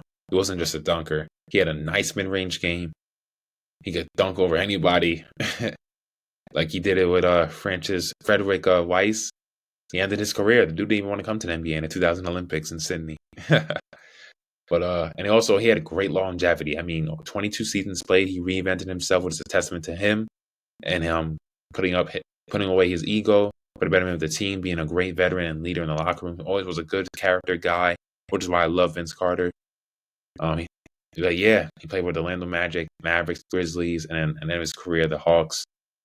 Definitely a top 100 guy, though. I just think 65 is a little too high for a guy who never was a MVP or made a finals run or won a championship and only has 2 NBA appearances. I just think it's a little too high for me, even though I love Insanity. But yeah. Lillard, this might be, I think I had Lillard 61 on my list. If I did that now, probably would change a little bit. But 64, Dave Cowens below him. Was Unseld before him? Remember, eras too. Remember, he played against more talent. So, I take that into consideration.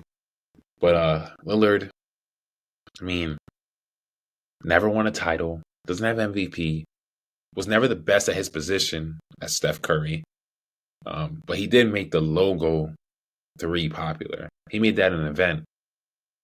They call him Logo Lillard for a reason.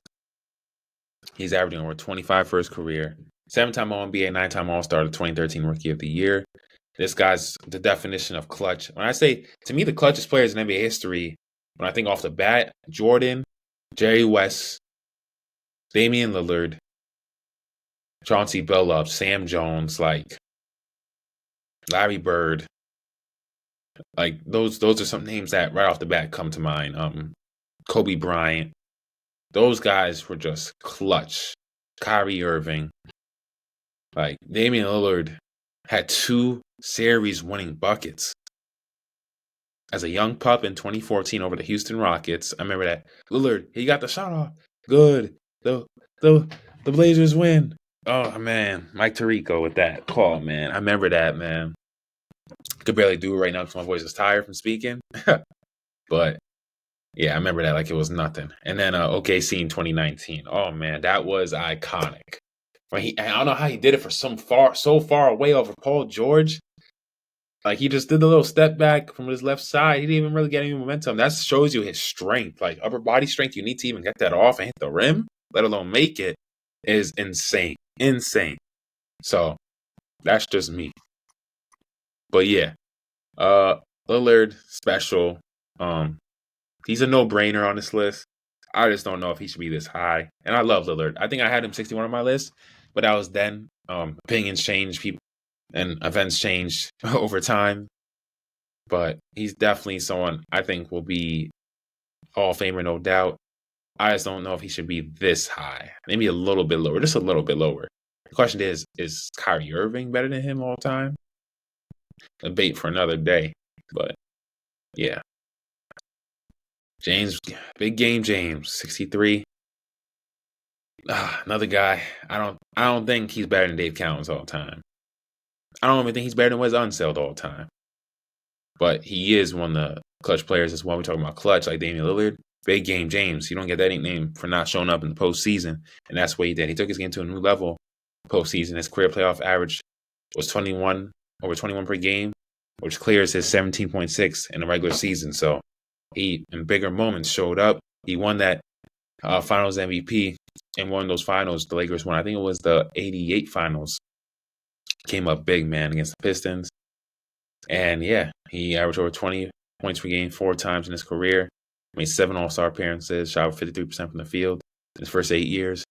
Yeah, definitely someone deserves to be on this list. I don't think he should be this high, though. So, Pau Gasol already talked about him.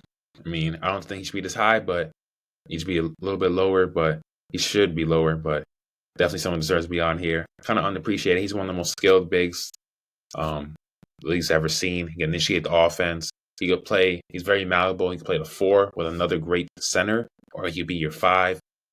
He could play in the high post. He had a nice mid-range game, and then he expanded his game out to 3-point line as the game evolved, especially in his twilight years. And he helped the Lakers win back-to-back titles. Definitely agree with him on the list, just not at 62. Bob McAdoo. One of the Kevin Durant hybrids, I think the original. Bob McAdoo and George Gervin. 6'9", 6'10 guys who were just, man. I think George Gervin was 6'7", I'm not mistaken, but 6'7", 6'8", around there. Bob McAdoo was 6'9"-ish. He was a bucket. He was an MVP of the league, 2-time champion, 5-time All-Star, 2-time NBA, 3-time scoring champion. When you talk about one of the best skilled scorers the league's ever seen, and a really good defender too, I feel like this is a guy, if he... his career arc is so fascinating because the early parts of it, it's like this guy's on trajectory to be a top 15, 20 player of all time. Like, look at it. His peak was so great. Look at it. Like here at the bottom, they say 30 points, 10 rebounds per game in his 3 consecutive years with the Buffalo Braves. Only players to do that: Elgin Baylor, Joel Embiid, Giannis Antetokounmpo, Kareem, and Walt. That's crazy. To average over 30 points and 10 rebounds per game in 3 consecutive seasons.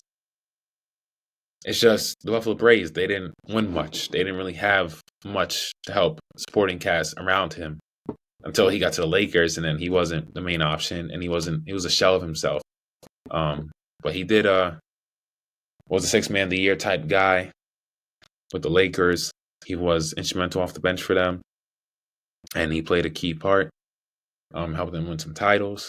But this is a guy, man, I wish his talent, I feel like he should be even higher, but you know, his career kind of had a little downhill spiral after those great first 5-6 years of his career, and he had some bad luck. So, but yeah, he's a winner though. He was a great all around player. But I think he should be definitely like Carmelo. I love Carmelo, but this shows like they value offense too much. Like, let's look at like, is Carmelo over guys like McAdoo, who won MVP and was a better rebounder than him and defender? I'm not putting Carmelo over McAdoo. I'm not putting him. I'll put Carmelo over Pau Gasol, but is he better than? Is he better than guys like was Unseld? Is he better than Dave Cowens? Like, let's be real. Is he? You can even make an argument, Paul George. Just saying. Love Carmelo, but outside of scoring, how did he really impact the game if we're keeping it real? He could rebound, though. I'll give him that. He was a solid rebounder, but I don't know. So, yeah, sorry for yawning. I'm just tired, but I'm speaking a lot, so it's getting me tired. But yeah, Carmelo. Carmelo, I might have to. I don't think he should be 60. I think he should in the mid 70s range for me. 70s range for Carmelo. Because that's where I had him on my list too. My 75 list back in the day. So yeah, Carmelo, all-time great, one of the greatest scorers I've ever seen. But yeah, he averaged over 20 each of his first 14 years, peaking at 28.9. It's crazy. Yeah, he was bucket getter. But led it Nuggets team to conference finals in 2009, lost to Kobe and the Lakers. But he had every move in the book offensively. The jab steps, one dribble pull up, mid range game, like get to the free throw line.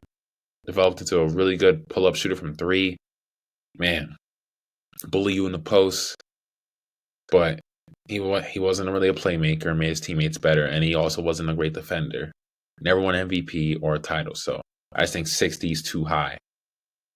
Yeah, especially for a guy who, you know what I'm saying? So 60, a little too high, and he wasn't really and I feel like it's kind of ironic they kind of have these two together, Tracy McGrady and Carmelo, kind of the same games, but I just think McGrady was a smoother player than Carmelo. Even though Carmelo was smooth with his offensive game, McGrady was just one of the most aesthetically pleasing players to watch. I think he was even a little bit of a better playmaker than Carmelo. If not for injuries kind of derailed his career, unlike Melo's. Man, he was so unlucky. Because when he got to Orlando, Grant Hill, ankle injuries. Imagine that pairing got to work out. Whew, that could have been something, maybe a dynasty, potentially. And the impact he would have had on young McGrady, and taking so much pressure off him, and those injuries probably don't happen. And then also when he gets to Houston, Yao Ming's going down with a lot of injuries. So, and then McGrady himself is breaking down. So it's just his career is kind of a what if and unfortunate luck. But he is someone I have around this range as well. I think McGrady's a guy who you definitely have like in your mid 50s to like the 60s range, the early 60s range. He was so supremely talented, a bucket getter. He can distribute the ball, initiate offense, score from anywhere on the court. He had a sick handles. He was just so, man, at his zenith, at his peak of his powers, he was also battling Kobe for best shooting guard in the league. There was a debate, him or Kobe for best shooting guard in the league at one point in the 2000s, in the early 2000s. That's how special he was. And I remember he was blocking Kobe. Kobe said, man, McGrady might have been the toughest assignment. Like, McGrady was that dude. He was basically giving you, like they say here, 27, 5, 1.5 steals and a block per game for 7 straight years. He finished top 4 to 8 in MVP voting. Like, this guy was a bucket in a talented era of shooting guards. Him, Kobe, Iverson, Ray Allen, Dwayne Wade, Vince Carter, of wings. Like, you had LeBron come in. Like, you had great wings in this era. Shooting guards, small forwards, man. Kevin Durant came later on. Like, Jason McGrady was that dude. The guys, like they said, him, Gervin, McAdoo, Durant all have like the same type of style of play and kind of body types. And McGrady is definitely one of those. Like, and 13, I can't forget the 13 points in 30 seconds. I mean, who can forget that? Beating the Spurs, like, who would have ever thought that? 33 seconds he did that exactly? Like, crazy. Yeah, McGrady, I definitely put him over Melo. Yeah, definitely over Melo. I love Melo, but I just think McGrady was a better player. And if not for injuries, probably could have been a top 20 player of all time. Willis Reed, 58. When I had Willis, I think I had him around that area too, but I don't remember exactly. But 58, I had him around the 50s range or somewhere around there, or late 40s. Willis Reed, 10 years in the league. Man, I wish he could have had a long career, another 5 years, because imagine if he had better health. If he had better health, he could have racked up more accolades and won even more. This guy was an undersized center at 6'9", against in an era that had Bill Russell, Kareem Abdul-Jabbar, Wilt Chamberlain. He had to go up against. He also had to go against. He'd have to go up against Bill Walton, because Bill Walton came the year he was about to retire. But yeah, Willis Reed. Talk about the captain. This guy came out Game 7 of 1975 Finals with a torn quad, torn muscle tears in his right thigh. In the 70s, where the technology is nowhere near what it is today, the man could barely run, barely walk. And he came out, hit those 2 shots, and that ignited and inspired the Knicks roster and crowd to eventually win that title in 1970 against the Wilt Chamberlain, Jerry West, Lakers. Elgin Baylor was on that team too. It's crazy. Shout out to Willis Reed, man. This guy was a double machine. He was in his prime. Man, this guy could do it all. He was a rebounding machine, scoring machine in the post, could hit the mid-range shot, had the soft touch on his jumper. He was physical in the interior. Man.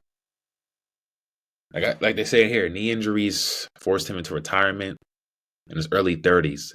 Imagine he could have played at least another half a decade. I'm not even going to say 20 years like a Kareem. But if he could have played at least 15 seasons, 16 seasons, 5, 6, 7, add that to his career, who knows how much higher he could have been, man. If he had better health on his side, could he have won another MVP? He could have made more NBA teams. He probably could have added another title or 2 to his career. And he would be definitively top 50 guy. Because right here, because we have Luka Doncic over him, who is the youngest guy on this list. The youngest guy, only one or 2 guys under 30 on this list. And I already know SGA is not on this list, which is something we could get into. Because I think SGA should be on this list if Luka Doncic is on this list, and Jason Tatum. The guy who just won Finals MVP, has 3-time All-NBA first-team appearances, 3-time All-Star, led the league in scoring.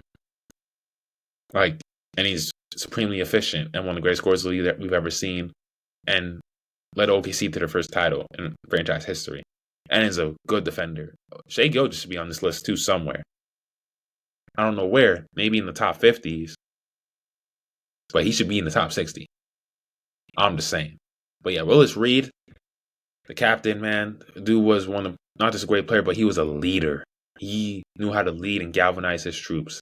He was someone who was no slouch on the defensive end either. So, yeah, definitely someone. I think he should be a little higher, in my opinion. That's just me. I think Willis Reed deserves to be up here. Luka Doncic, great scorer, everything. One of the most look at the stat line, just crazy. But 57, I have no problem with him being here. Yeah, when he has one of the greatest starts in NBA history to a career. I mean, this guy made 5 straight years All NBA first team. Like, that's crazy.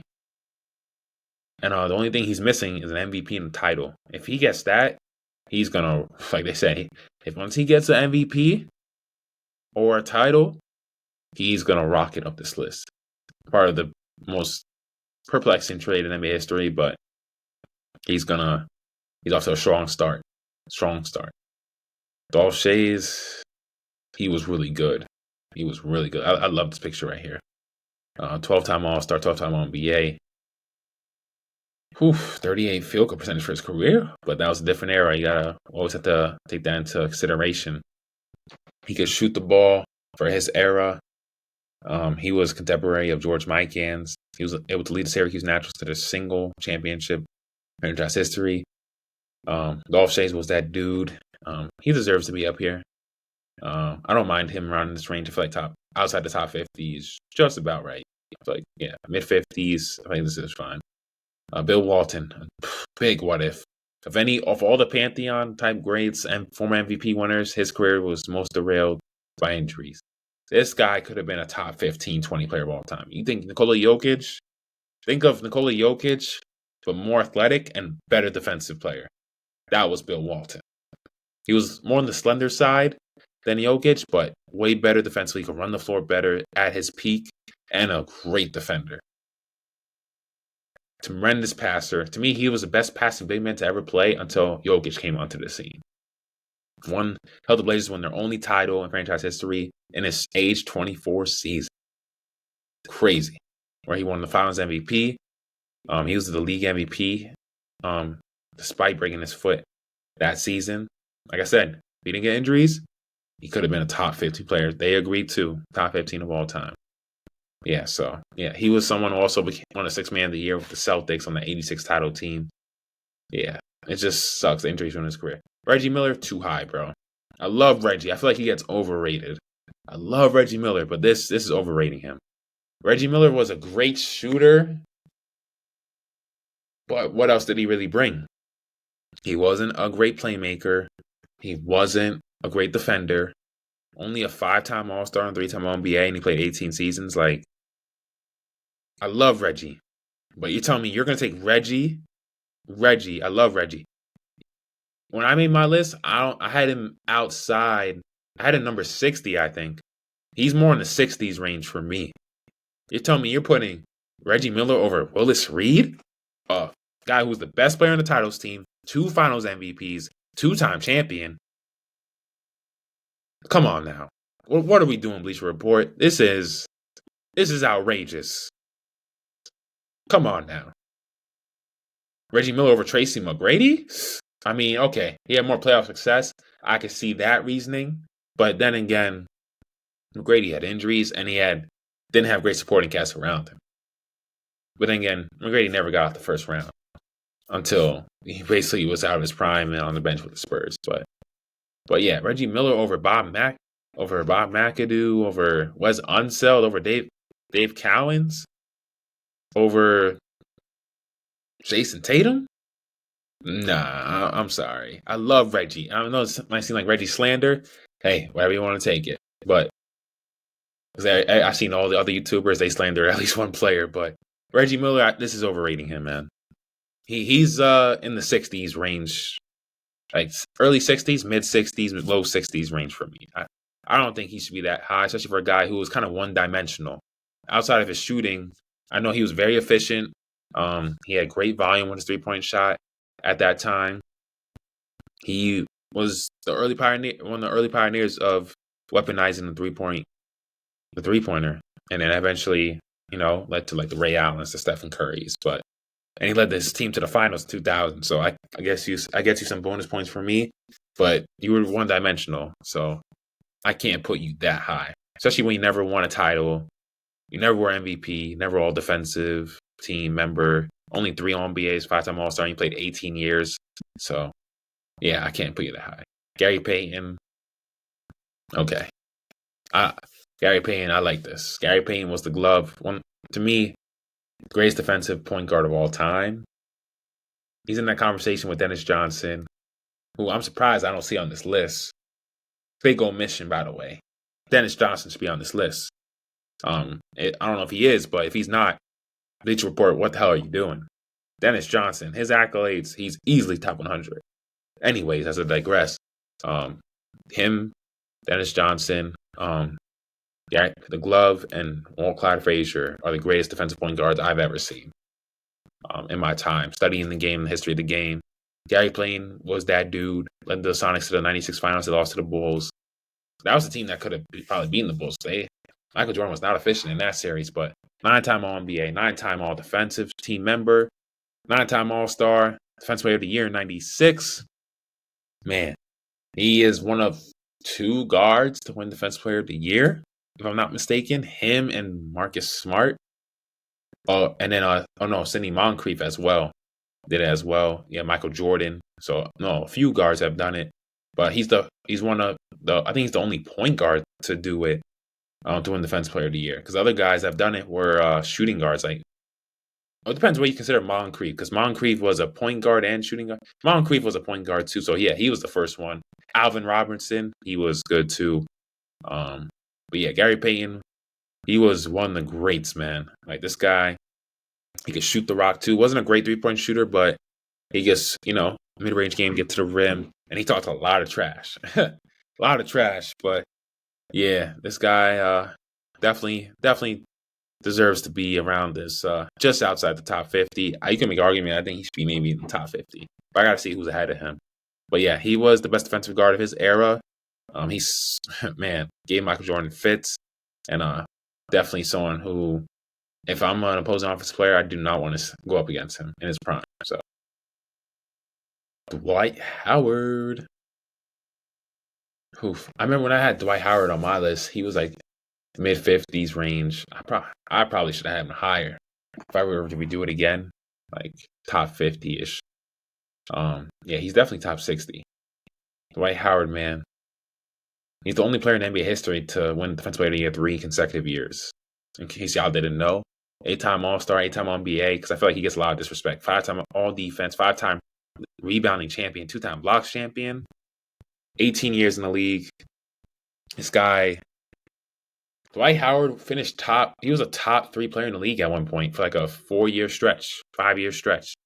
He was in the top, like, MVP voting, finishing top 3, top 4 for that period of span of time. This guy was a freakish athlete, defensive anchor, rim protector, and he wasn't the greatest with post moves. That's something that he probably should have gotten better at, improving his post game and then his shooting ability from the outside, from like a mid-range area. And maybe some people thought he was too goofy. Maybe he should have took the game a little more serious, but that's how he showed his personality. But he did have some back issues that when he had the herniated disc in 2012, I knew he wasn't going to be the same in 2012. When I heard the news in 2012 when he was going to herniated disc and then he was going to sign to the Lakers, I knew he wasn't going to be the same player. Even though he did put up solid numbers that first year with the Lakers, but specifically his Orlando years were enough to get him into the Hall of Fame. I mean, he's one of 4 players in NBA history to win 3 or more Defensive Player of the Years: Rudy Gobert, Kemba Mutombo, Ben Wallace, and him. He ranks 5th all-time in first-team on-base selections among centers. Only Hakeem, Wilt, Shaq, and Kareem have more. Put respect on Dwight Howard's name. And he was a good role player as a defensive anchor and rim protector for that 2020 Lakers title team, so I'm glad he got his championship. Ray Allen, 51. I'm like, any list I see where if Reggie's over over Ray Allen, I'm not looking at it, because Ray Allen is the elevated version of Reggie. Jesus Shuttlesworth right here. Get into the top 50 now, y'all. I know it's going to be a long video, but hey, we reacting, doing this content for y'all, man. I hope y'all enjoying it, because I'm enjoying going through these, because I love the game of basketball. But Ray Allen was one of the greatest sharpshooters the game has ever seen. To me, he was the greatest shooter of all time until Steph Curry came on the scene. And, before him, I thought it was Reggie Miller. But Ray Allen, this guy, when you talk about clutch players on that list, he shot 40% from beyond the arc for his career. Damn, I didn't know that. That's crazy. All-time leader in 3-pointers, long-range makes for a decade until Steph Curry broke in 2021, and I was watching that game live when he was there at the Garden. Steph Curry broke his record, and that was a cool moment, and Reggie Miller was there too. The ultimate shooters right there. I wish Klay Thompson was on that team too. So all the greatest shooters We're in that one building. But yeah, Allen was someone who not just was a spot-up shooter. He could put the ball on the floor. If you watch his early Milwaukee years and with the Sonics, he could put the ball on the floor, but especially Milwaukee. He was dunking on people, taking off the dribble. He was athletic, man. He was, and his form, he has probably the most picture-perfect shooting form ever. Him and Klay Thompson. It's just beautiful Mozart. Hang it up on a frame. That's how you want to shoot. You want to teach your kids how to shoot? Watch Klay Thompson's form. Watch Ray Allen's form. The elbow in, the follow through, the extension, the lower body with the legs staying in the same place. Not like it's just perfect picture, one motion, all one motion. And yeah, Ray Allen, man, if he came up in this era with more high volume 3-point shooting, man, special. But yeah, he led the Bucks to the 2001 Conference Finals. They lost to Allen Iverson that year. So he's led the team deep to deep playoff runs as number one guy. He never won as number one guy, but key part of two title teams with the Celtics in 2008 and an iconic shot of the Heat 2013. Definitely deserving to be around here. I have no problem Ray Allen being up here. Thing is, I wouldn't put him over a Willis Reed. I think he should be a little bit lower. I think Ray Allen's more like a mid-50s guy. I think he's like 50, like the 55 to 60 range. I think Ray Allen should be there. I don't think he should be over a guy like Willis Reed, who won an MVP, 2-time Finals MVP, double machine, and was a good defender. Like I think he should be ahead of Ray Allen, and maybe make Jason Tatum over Ray Allen. Jason Tatum should be way higher than he is. I'm just being honest with y'all. That's just my personal opinion. Jason Tatum should be in the 50 to 60 range, at least. But I digress. Next, Dominique. Dominique's always right, like at 50, I feel like. He's always like in the late 40s to like mid 50s. Dominique Wilkins, the human highlight film. When you talking about the most violent dunkers, oh man, you hear that rim. It's like he had an assault on the rim. Like he has something against it. I love Dominique, man. It's just he didn't have the supporting cast around him. But he wasn't just a dunker. He was a bucket getter. He could score in the mid-range, attack the rim. He scored over 25,000 points for his career. He just had to go up against the misfortune, unfortunately, in the East Conference with Larry Bird and Michael Jordan. So that's what prevented him from making any deep playoff runs in his prime due to Bird and Jordan. But put up some historic dunk contests, performances against Michael Jordan, and then also postseason outings. He had that great duel against Larry Bird, man. Like, they had some great duels. And then he made the postseason with the Hawks 7 times, they said here. Never reached conference finals, though, like I said. He did tear his Achilles, but he's one of the few guys he was able to come back and still be a high-level player, which kind of laid the blueprint for Kevin Durant, much decades later. As guys who tear their Achilles and still return to all-star form. And he did it, though, in a time when there was no advanced technology and stuff like that. So it's even more impressive. He was able to do that. But yeah, Dominique, I have no problem here at 50. No problem here. I think I had him at 50 at my list, too. I don't remember exactly, but he was around this range. He's always around that late 40s, early 50s, mid-50s range. Paul Pierce. Yeah, I had a feeling he was going to be here. Paul Pierce, the truth, man. I mean, this guy, post-career, he's gotten a lot of flack, But I love how true he is, man. He's truth. You know what I'm saying? Champion, Finals MVP in 2008, 4-time All-NBA, 10-time All-Star, All-Rookie, first team. Man, when you talk about a combination of guys who could really score the rock, when you combine strength, great footwork, clutch shot making, on all 3 levels, and sneaky athleticism, you get Paul Pierce. And this is a guy who had a strong post game too. He wasn't gonna wow you with his athleticism or anything of that nature, but he could sneaky punch you at the rim or the dunk, especially during his heyday. And he had a high IQ for the game, toughness to him. He had a great duels against Kobe Bryant, the LeBron James in the playoffs and finals. Like, remember that 41-point game in Game 7 to take down LeBron in 2008 in the postseason. Like, Paul Pierce had some great outings, man, in the postseason. He led the Celtics to the 2002 Eastern Conference Finals. They lost to the New Jersey Nets, but I was a young Paul Pierce at that time. This guy has over 25,000 career points. He has a clutch highlight reel that spans nearly 2 decades. He was and he was a solid defender too. He would take on the matchup of guarding LeBron James as well on the other end, but also be the number one option scoring for those Celtics years in the late 2000s and mid 2000s. So that's the truth. And it was all said and done, he built himself into a top 50 all-time guy. And I think he's going to stay top 50 for a little while. So Paul Pierce was that dude, man, for one of the most glamorous franchises, not just NBA history, but sports history. He's forever cemented and entrenched amongst the NBA greats. Russell Westbrook, 48.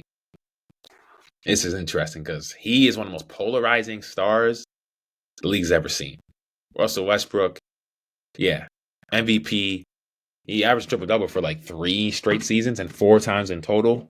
9-time All-NBA, literally assists 3 times, 2-time scoring champion. He always played with a fire and fury, man. The most explosive point guards in NBA history to me. Him and Derrick Rose. Derrick Rose would have been on here, not for injuries. But yeah, Kevin Durant, him and Kevin Durant never were able to get over that hump. His athleticism was like a nuclear rocket on fumes in his prime. And he's strong. He has a sturdy frame that allowed him to punish defenders going to the rim and finishing through contact well.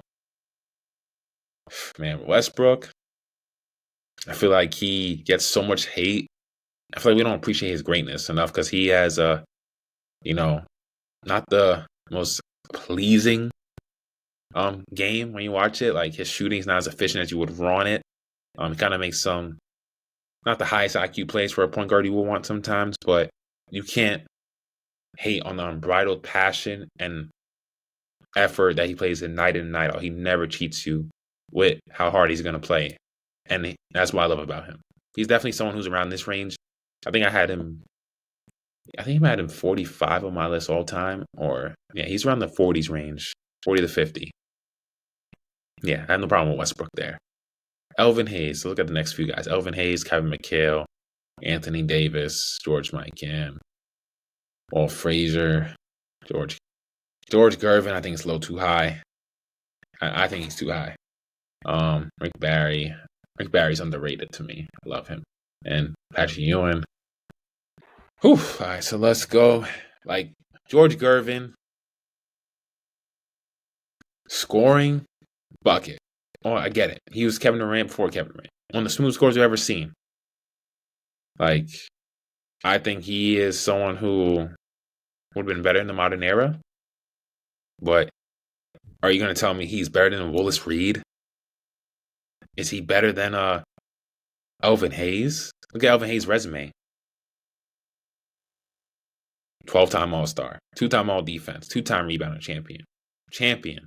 Even though was considered by most the best player on that team. Elvin Hayes, I feel like if he had more of a killer instinct, he could have had maybe even a greater career. But he was a beast, man. He was durable. He has over 26,000 career points, Elvin Hayes. Man, the fact that he's still amongst the top 15 scorers of all time. And he's ahead of names like Oscar, Hakeem, and Tim Duncan. Testament to his greatness. Like Elvin Hayes should be, I think, a little higher. I think he should be over Kevin McHale. I love Kevin McHale. Best footwork of any big man not named Hakeem Olajuwon. Literally, he'll put you in a toaster with his post moves. Torture chamber, they used to call it. Kevin McHale was that dude, man. And he was a really good defender too, shot blocker, can defend guys, had great malleability and versatility as a defender, great interior touch. He had a nice little turnaround fadeaway jumper. He was an obsessive competitor alongside Larry Bird, who also was an obsessive competitor as well. And he had a mean streak to him. Kevin McHale, man, he would try to rip your heart out. But yeah, would I put George Gervin over? I'm not putting him over Willis Reed. I'm not putting him over Elvin Hayes, mate. I don't know if I did on my list, but I'm not putting him over those guys. Over Paul Pierce? No. Gotta debate that, but is he over Dwight Howard? I don't know about that. He never led a team to the finals like Dwight did. And that team Dwight led to the finals wasn't even all that talented. And he was not the defender Dwight was. So I'm not doing that. Is he better than Luka Doncic? We can even have a debate. Luka Doncic has enough on his resume to challenge thing. He's not. I'm not putting him over Willis Reed if I were to make a list today. You can even make an argument. Jason Tatum, and go all the way down at 93. We're not going to go all the way back down there, but give an argument there. So Anthony Davis, 45. I had AD a little lower. I think when I made my list. 10-time All-Star, 5-time All-Defense, 5-time All-NBA. Led the league in blocks 3 times and a champion in 2020.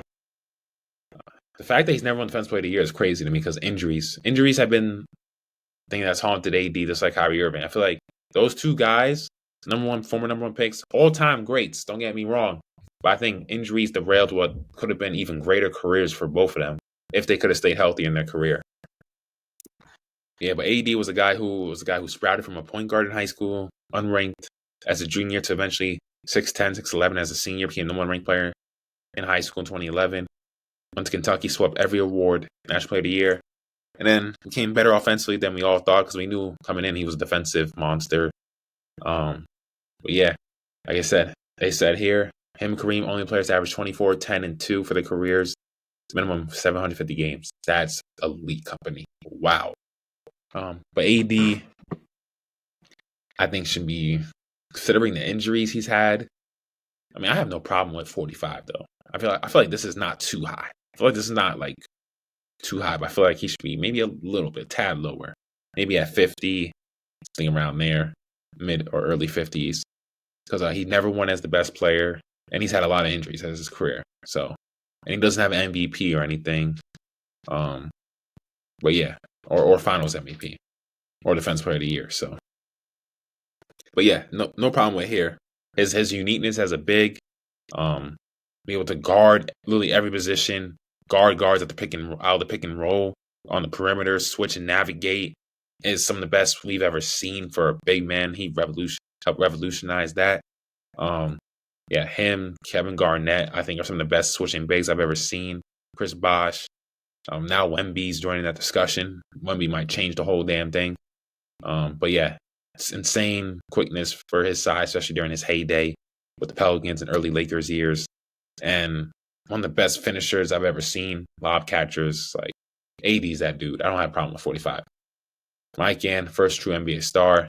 Famous Mike Yan drill. He won 5 titles, excuse me. But yeah, Mike Yan, first 2-star, wide in the lane, was too dominant. I have no problem with Mike Yan around this range. Quote Clyde Frazier. He wasn't just cool, he was cold though. I like that line.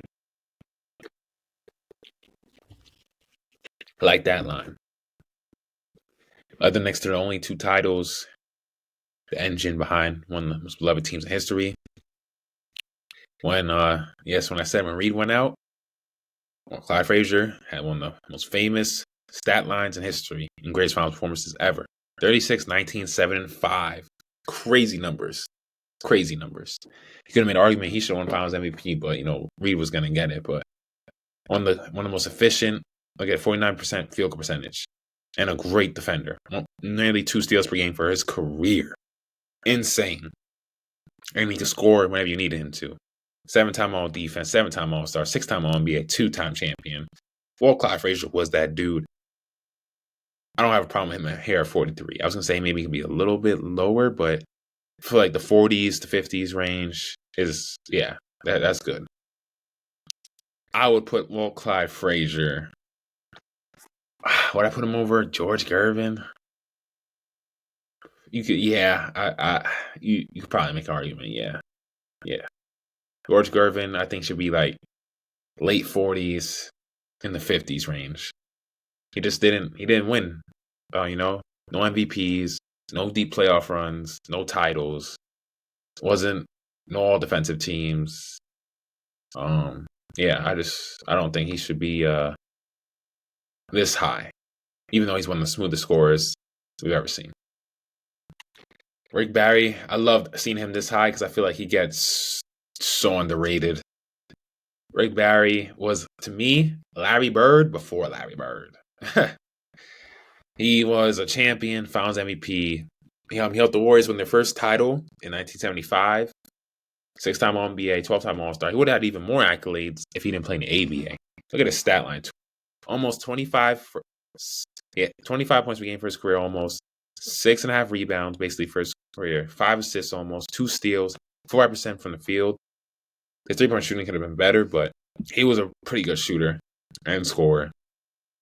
If you combine his ABA and NBA stats, 25,279 career points. He was the driving force for that Warriors team, for that only title for the Curry years. 36.3 points per game across his 10 career contests. In the finals, the highest final scoring average of all time. That's ludicrous. But yeah, and he had a unique shot, underhand free throw shot. Somehow he converted on 90% of it, which is insane. Rick Barry was that dude, man. And he was a trash talker too. He had a very peculiar relationship with the media. Some people didn't like him, but he was that dude. He was a fierce competitor, a great passer too. Like I said, he was, to me, Larry Bird before Larry Bird. Rick Barry was that dude. I had no problem with Rick Barry here. You can even make an argument he maybe should be over Patrick Ewing. Just saying. We're looking at the next few here. I just want to continue to go faster on this list. I'm hoping you all are loving this content as I'm really diving deep and going through each player for the most part. So we got the next few, we got Allen Iverson, Steve Nash, okay. James Harden, because we're going to get to something I really disagree on at number 2. But, yeah. So Rick Barry was 41. Patrick Ewing, man, another guy, injuries kind of hurt him a little bit. Knee injuries sapped him his athleticism. But Patrick Ewing was a defensive force for the Knicks in the 80s and 90s. Fortunately, he had to go against Michael Jordan and those Bulls teams, and then Hakeem Olajuwon prevented him from getting a title. Man, if that didn't happen, who knows how much rings he probably could have had. But actually, he was a guy, defensive warrior. He was a two-way force. He was efficient. He had a nice little soft jumper, too, from that little, what's that called? The elbow area. And the baseline area, too. Man, it was basically automatic in his prime, in his heyday. And he was a good rebounder. Yeah, it's just he missed that bunny against in the East Conference Finals against the Pacers and then against the I think it was against the Rockets in the finals. Yeah, I wish he would have had that title. If he had that title, man. But knee injuries, like I said, kind of shortened his career. And what was a great prime because in his early years in NBA and then the Georgetown college years, he has explosiveness to this game, making him even more dangerous. And if he could have stayed healthier longer, it could have been crazy. It would have been crazy.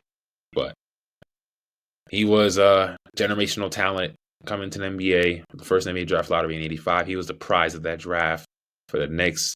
Some people said it was pretty much what's the word? I forgot. Rigged. Yeah, rigged. But he was a hero. He's a hero in New York. He's a legend forever. Clyde Drexler, 839. I'll probably put him a little lower. I think 30. I think Clyde Drexler is more like, to me, mid-40s to like mid-50s range. I love him. Clyde the Glide. He could fly in the air and just stay in there and float. Like, it'd be like, how long has this guy been in the air? Just like Michael Jordan. But this guy averaged 25-5 through 15 seasons. Michael Jordan is the only other player to do that. Clyde Drexler is a guy who led a Portland team to the finals as the guy, but they lost to the Pistons. And then he won his title as the second go-to option with Hakeem Olajuwon in 1995. So he did end up getting his championship. He was a guy who could do it all on the basketball court, really athletic, good defender, could play make too. I feel like his playmaking was underrated. But I don't know if I would put him this high. He did have a long career, 15 years, especially at that time. Great production during that 15-year span. But yeah, I don't know if I'm putting him over Rick Barry, if I'm putting him over. Willis Reed. Yeah, I don't know if I'm putting him over those guys. Maybe even Elvin Hayes too. So, or maybe even Russell Westbrook at this point. Yeah, Clyde Drexler though, great, all time great. Bob Pettit. I think when I did Bob Pettit, I had him around the 35 to 45 range. He's around that mid 30s to mid 40s range in NBA history. He's the only guy other than Wilt Chamberlain in 67 to beat Bill Russell in the finals. Bill Russell only lost to those two guys. 2-time MVP, 11-time All-NBA. He was the first MVP winner in NBA history. 11-time All-Star, 2 scoring titles. Look at his 26, 16, 3. Oh, man. Not as efficient because that's what the era was at that time, but scored 50 points in that clinching 58 finals. He's one of the most pivotal, seminal figures in NBA's formative years, alongside Mike and Bill Russell, Bob Cousy, Wilt Chamberlain, Elgin Baylor. He was an all-star in each of his years in the league. He was a 6'9" big man.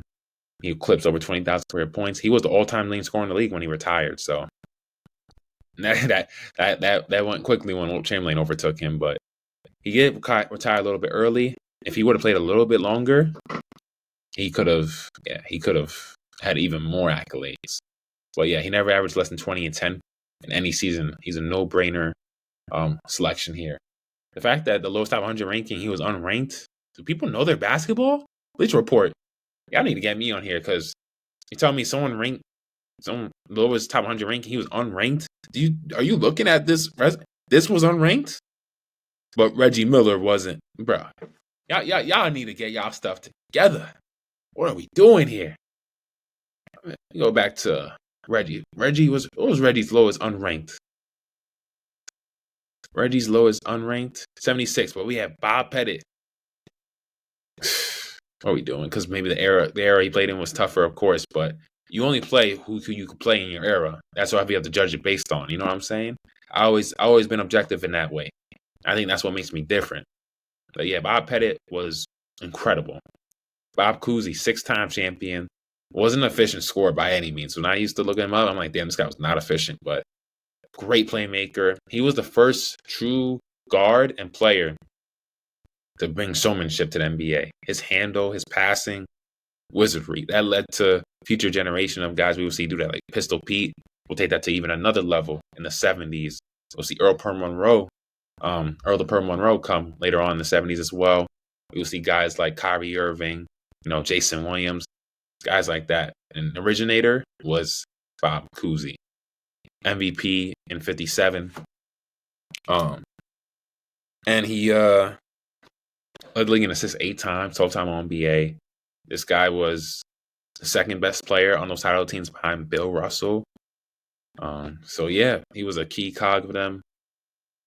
Bob Cousy, I don't have a problem with him here. I think this is just right. I think he's a guy who's in that late 30s to like early 50s range. Anywhere you want to rank him between there, I think it's just right. It's just based on he wasn't that efficient, which hurts him, and the era he played in. So, but I think it's more, for me, if he was more efficient, I wouldn't mind if you ranked him maybe top 35, maybe in the 30 range. But yeah, like Bill Russell and Wilt Chamberlain in the top 10. So if Bob Cousy would have been more efficient, I think I wouldn't mind if you ranked him like maybe top 30. Because his accolades here are top 30 worthy. So let's go to 36. Allen Iverson. Let's go to the next few. Allen Iverson, Steve Nash. I feel like they're always around that range. James Harden. I immediately disagree with something here. We're going to get into it. John Havlicek's underrated as hell. He should be higher. Chris Paul. This is where I really disagree with Bleacher Report's list. When I looked at it, you're telling me John Stockton. I love Stockton. Stockton to Malone. You're telling me he's over guys who led their teams to either the finals as the best player or the number one guys for years on their teams, won MVPs, better scorers. You tell me he's over John Havlicek? Get the hell out of here. Get the hell out of here. You tell me he's over Kawhi Leonard? Kawhi. You're telling me he's over. I mean, did I have John Stockton over Jason Kidd on my list? I think I had him one spot. No, I had him over Jason Kidd. But if I did it now, if I were to redo it now, I would change it. Because I remember I had Jason Kidd 45 on my list. I would have him higher now. Yeah, if I were to do it differently. You tell me he's over. I would put James Harden over John Stockton. Allen Iverson, I'm putting over James Harden. I don't agree with that. Allen Iverson, to me, is greater than James Harden. Think about it. James Harden, yes, he has MVP and all that. He has all the numbers.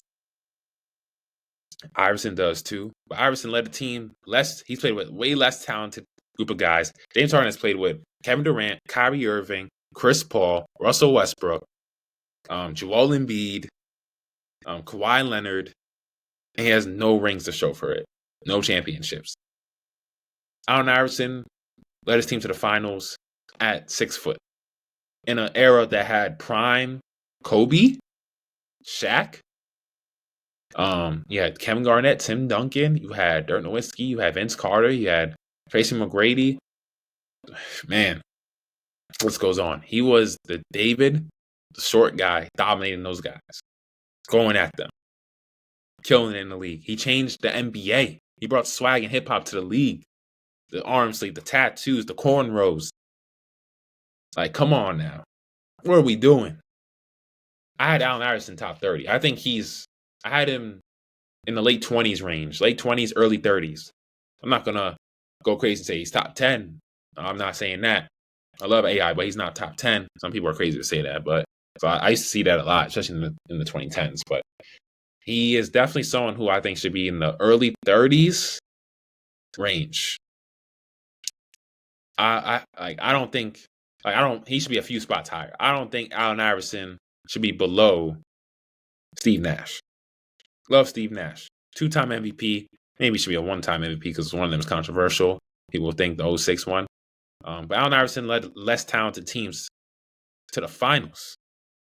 It was heliocentric offense. He's pound for pound the GOAT. And he crossed up Jordan. Let's not forget that. So, and he's one of the greatest scorers the league's ever seen. He's a shooting guard to me. I haven't ranked over James Harden all the time. I'm sorry, James Harden's been a choke artist. He has not showed up in the postseason.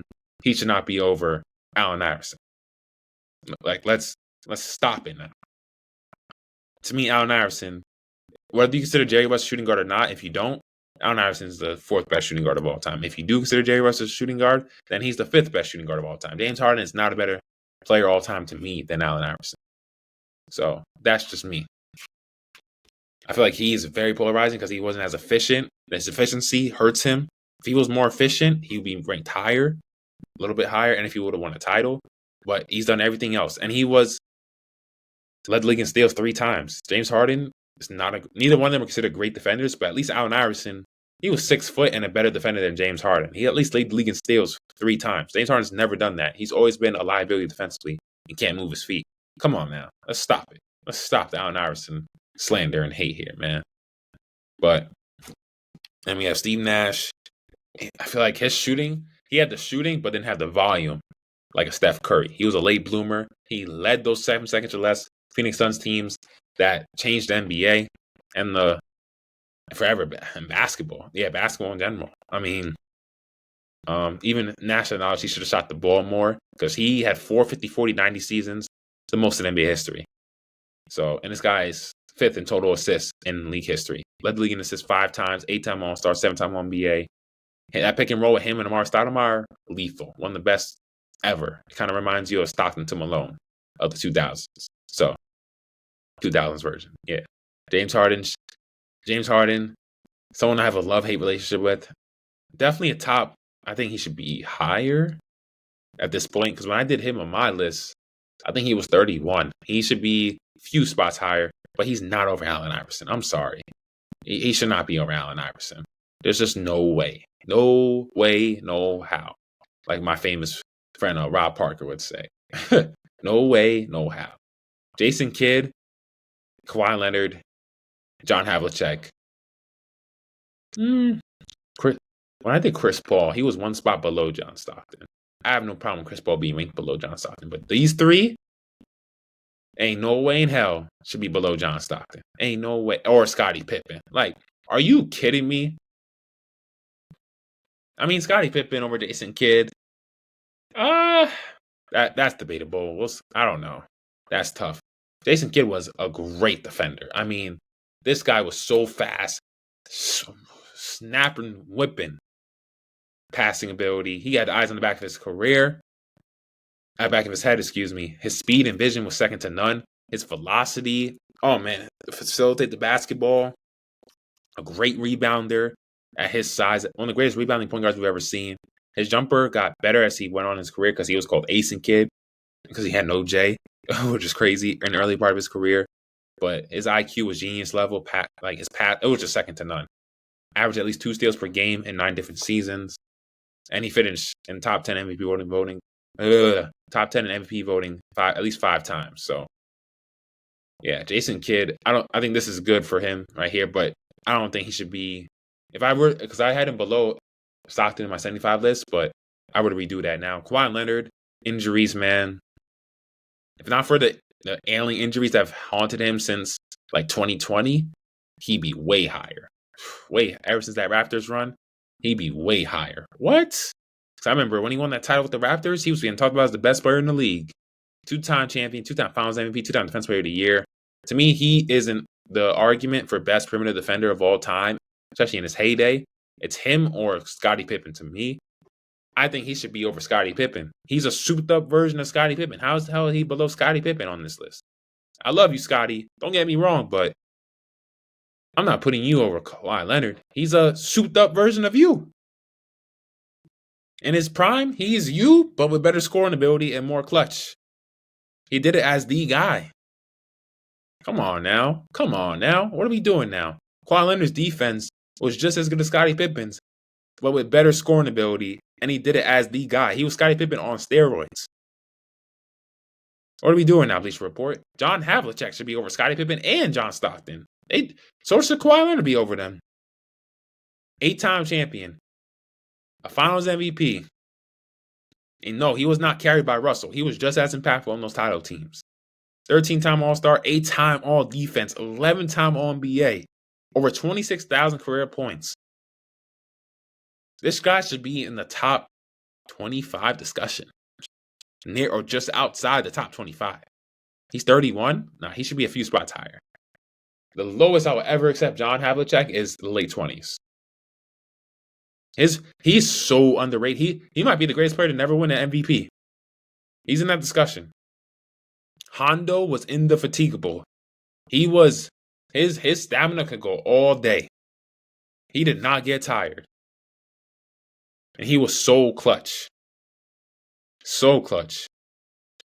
So yeah, Chris Paul, I would have him a few spots. Look, I mean, ever since I made my list, he did make the finals.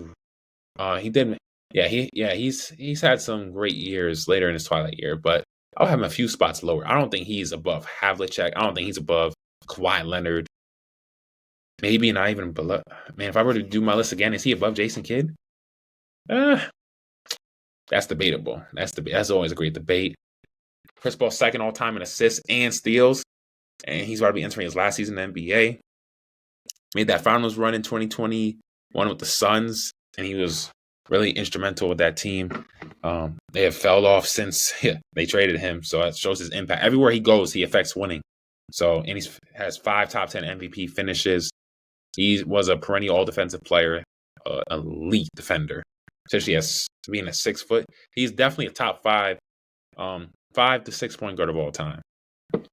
So, yeah, Chris Paul, I mean, I don't mind him here. I would just have him a few spots lower. I don't mind him, though, in the top 35. He's definitely top 35 all time at this junction in NBA history. Stockton needs to be lower. There's no weights above Havlicek, Kawhi. I would put maybe Jason Kidd over him, too. Maybe even James Harden over him at this point as well. I had James Harden over Stockton. And Allen Iverson's over Stockton too. Yeah, like what the hell are we doing, Bleacher Report? This one was the big one. I was like, hell no. Pippen, Isaiah Thomas, Elgin Baylor. Barkley's like right exactly where I had him to 25. Giannis should be higher. Dwayne Wade, Carmelo. Okay. Now we're getting Julius Erving. Okay, y'all. So the next few players on this list, it's gonna. All right, so we're at Pippen now because we already going through that little range era right there. 28 Pippen. Like I said, he should not be over to some of the guys I named. He should be like in the 35 to 45 range, in my opinion. He's in the 35 to 45 range for me all the time. I just think this is a little too high. Especially when he wasn't like the biggest clutch guy. He was a tremendous defender. To me, maybe the greatest perimeter defender of all time. Not saying a lot. There's been a lot of great defenders. He would take on the assignment. He's the one who was the one guarding Magic Johnson in the 91 finals, not Michael Jordan, y'all. Without Scottie Pippen, there's no Michael Jordan. He's the greatest Robin of all time. And he could score, but he wasn't an elite scorer. He never won MVP, never won Finals MVP. So I just think this is a little too high for a guy who never was an MVP or Finals MVP or clear-cut best player on a team. Because once we're getting to this range, everybody in this like top, John Stockton should not be here, but everybody else in this top 30, anyone who's realistically top 30 NBA history has either won an MVP, been the best player on a title team, you know what I'm saying? Like, or has Finals MVP, you know what I'm saying? Like they have those things. Pippen was never the Finals MVP or the best player in the titles or best player on a winning team or anything like that. So, Isaiah Thomas, I remember I had my list. He was a little bit, just a few spots higher. 27. I mean, I don't mind that here. If he could have had a long career, would have helped him. The torn Achilles hurt him. But he was incredible. I have him as maybe the fourth greatest point guard ever behind Magic, Steph, and Oscar. Yeah, so yeah, Isaiah was that dude. Zeke was amazing. Leader of the face of the Bad Boys Pistons that won back-to-back titles. He was a tremendous passer, high IQ for the game. He was a wizard as a ball handler. He was a souped-up version of Kyrie Irving. He was Kyrie Irving, but a better leader who helped his team win more. He was, a supercharged version of Kyrie Irving. Do everything Kyrie could do, but just was a better leader and could be the best guy on a title team. That's why he's ranked this high. So think of Kyrie Irving, but a better version. That's Isaiah Thomas. Elgin Baylor, 26. I have no problem with him here. He was like the first guy who could really fly in the air. He came in the late 50s. It's unfortunate. They won a title once he retired. He tore his Achilles. That was a death sentence, especially in his time, in terms of your career. So, but yeah, he was a tremendous two-way player, tremendous rebounder. Like 13 and a half rebounds for his career, and he was 6'5" as a small forward. Incredible. So yeah, he was one of the 5 best players of his era. I have no problem. Even though he never won a title or MVP, he played against Bill Russell. Playing the era with world champion Bill Russell. How many MVPs were you going to win? So, Charles Barkley, I feel like this is exactly where I had him. So, he's the only player who beat Michael Jordan for MVP in his prime. For an MVP. Yeah. So, Barkley was that dude, man. He was a double-double machine.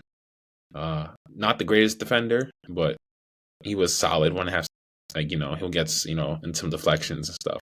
One of the greatest rebounders the league's ever seen. There's no question about it. And he was a versatile guy, man. He was the pioneer of like the undersized power forward that we will see like now with the Zions, the Julius Randles, the Draymond Greens. So yeah, they all kind of have some Barkley into their game. He was the originator. So yeah, Barkley, top 25, definitely. Giannis. Let's look at the next guy, Dwayne Wade, Carmelo, because I want to try to finish this. So I know we're doing a long time now. It's going to be like over 2 hours long reacting, but yeah, Moses Malone. I had Moses a few spots higher. Dr. J, Dave Robinson, Dirk Nowitzki. Dirk's a little too high for me. Jokic, KG. They should put Minnesota KG. I don't know why they put the Celtics, but yeah, Dirk's too high. I had Dirk mid-20s. I had him like when I did my list, he was like mid-20s, 24 all time, 22, something like that. I don't have Dirk over Giannis. To me, Giannis should be at this point of his career. Look at this. He's one of 3 players to ever win Defensive Player of the Year and MVP. Hakeem and Michael Jordan, only other players. He's the most physically overpowering force the league's ever seen since Shaq. Like, he just completed his age 30 season. He still has many more years to go. Hopefully his game ages gracefully, but come on now. 5-time All-Defense, too. He's been a unanimous All-NBA first-team selection for 4 straight seasons or something like that. He averaged over 30 points per game and 60% shooting from the field for 2 consecutive seasons. He's the only player in league history to do that. Not even Wilt or Shaq have done that. He needs to. I love you, Dwayne Wade, but Giannis is over you. Giannis should be over Dwayne Wade. He's over Karl Malone. He's over. Is he over Moses? At this point, because in 2021, I had Moses over him. But if I did it now he has more MBAs and stuff and all defense, I probably would put him over Moses. I don't know. Yeah, better defender than Moses was. Is he over Dr. J? Is the question. I have Dr. J a little higher. I had Dr. J around 16, 17, 18 range, but it's a little harder now. I think Jokic is in that top 15 range. Dave Robinson, a little bit lower. But he should be over. Did I have him over Dirk? I don't remember. I think I had Dirk over him. Yeah, because Dirk won that title over the Heat, which is one of the most impressive titles ever. But Dave Robinson, you can make arguments to be over Dirk because his defense was so incredible, and he was just as productive offensively as Dirk. But I could see why they would put Dirk over him. Because what Dirk did revolutionized the game. He was the vintage stretch big man. Like, he made it cool to want 7-footers to step out to the 3-point line and drain threes and make defenses have to stretch out and big men have to come out on the perimeter. And he was putting it on the floor a little bit. He had a great mid-post game. Like, Dirk Nowitzki was the Dallas Mavericks. He is, and he had his patented signature one-legged fadeaway. Like, one of the most unstoppable moves other than Kareem's skyhook. Come on. But I don't think he should be this high. I think he should be like 24-ish. Like, only a few spots down. Not crazy. I don't think Dirk is better than Dr. J all time. He's not better than Giannis to me. I think Dirk is over Dwayne Wade all time. I had them one spot from each other. I think he should be right around Dwayne Wade. I think I had Dirk 22. Malone should be a little higher. I had Malone 16 on my list, but I wouldn't put him that high now. I think he'll be like 18, 19. When you make 2 consecutive finals, have 2 MVPs, 14-time All-Star, 14-time All-NBA. I know people don't like him because off the court stuff, but yeah, he has ridiculous longevity. His stats are incredible. And he was a solid defender, 4-time All-Defense. He wasn't like a slouch defensively. Like, this guy was incredible. Karl Malone, I think he should be a little bit higher, like teens, right outside the top 20. He's right there, so I don't mind that right there. But Giannis should be over Dwayne Wade. I love Dwayne Wade. Dwayne Wade, 3rd greatest shooter of all time. He was the guy that, as the top option in 06, like one of the greatest performances we've ever seen. He had 7 top 10 finishes for the MVP, led the league in scoring in 09. All-time leading shot blocker amongst shooting guards in NBA history, or I think amongst guards in NBA history. So, yeah, this guy was incredible. And he made LeBron James come to the Heat and took the opportunity to be a second option, put his ego to the side, and won more titles. Became a 3-time champion. So, and he proved he could do it before LeBron in 06. So, Dwayne Wade definitely deserves to be here, but I just don't think he's over Giannis. Giannis is more accolades. I think he's over Dwayne Wade. Giannis should be top 20. At 20 minimum at this point. You can make an argument he should be 17, as high as 17.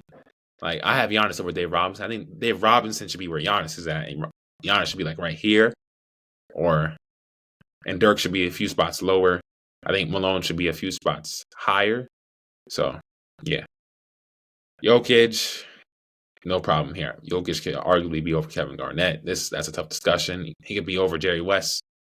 I think Jokic is better than Jerry West. I love you, Jerry. You should be a few spots lower. You should be at like 19 to 20. That's where I had Jerry. I had Jerry like 19 on my list.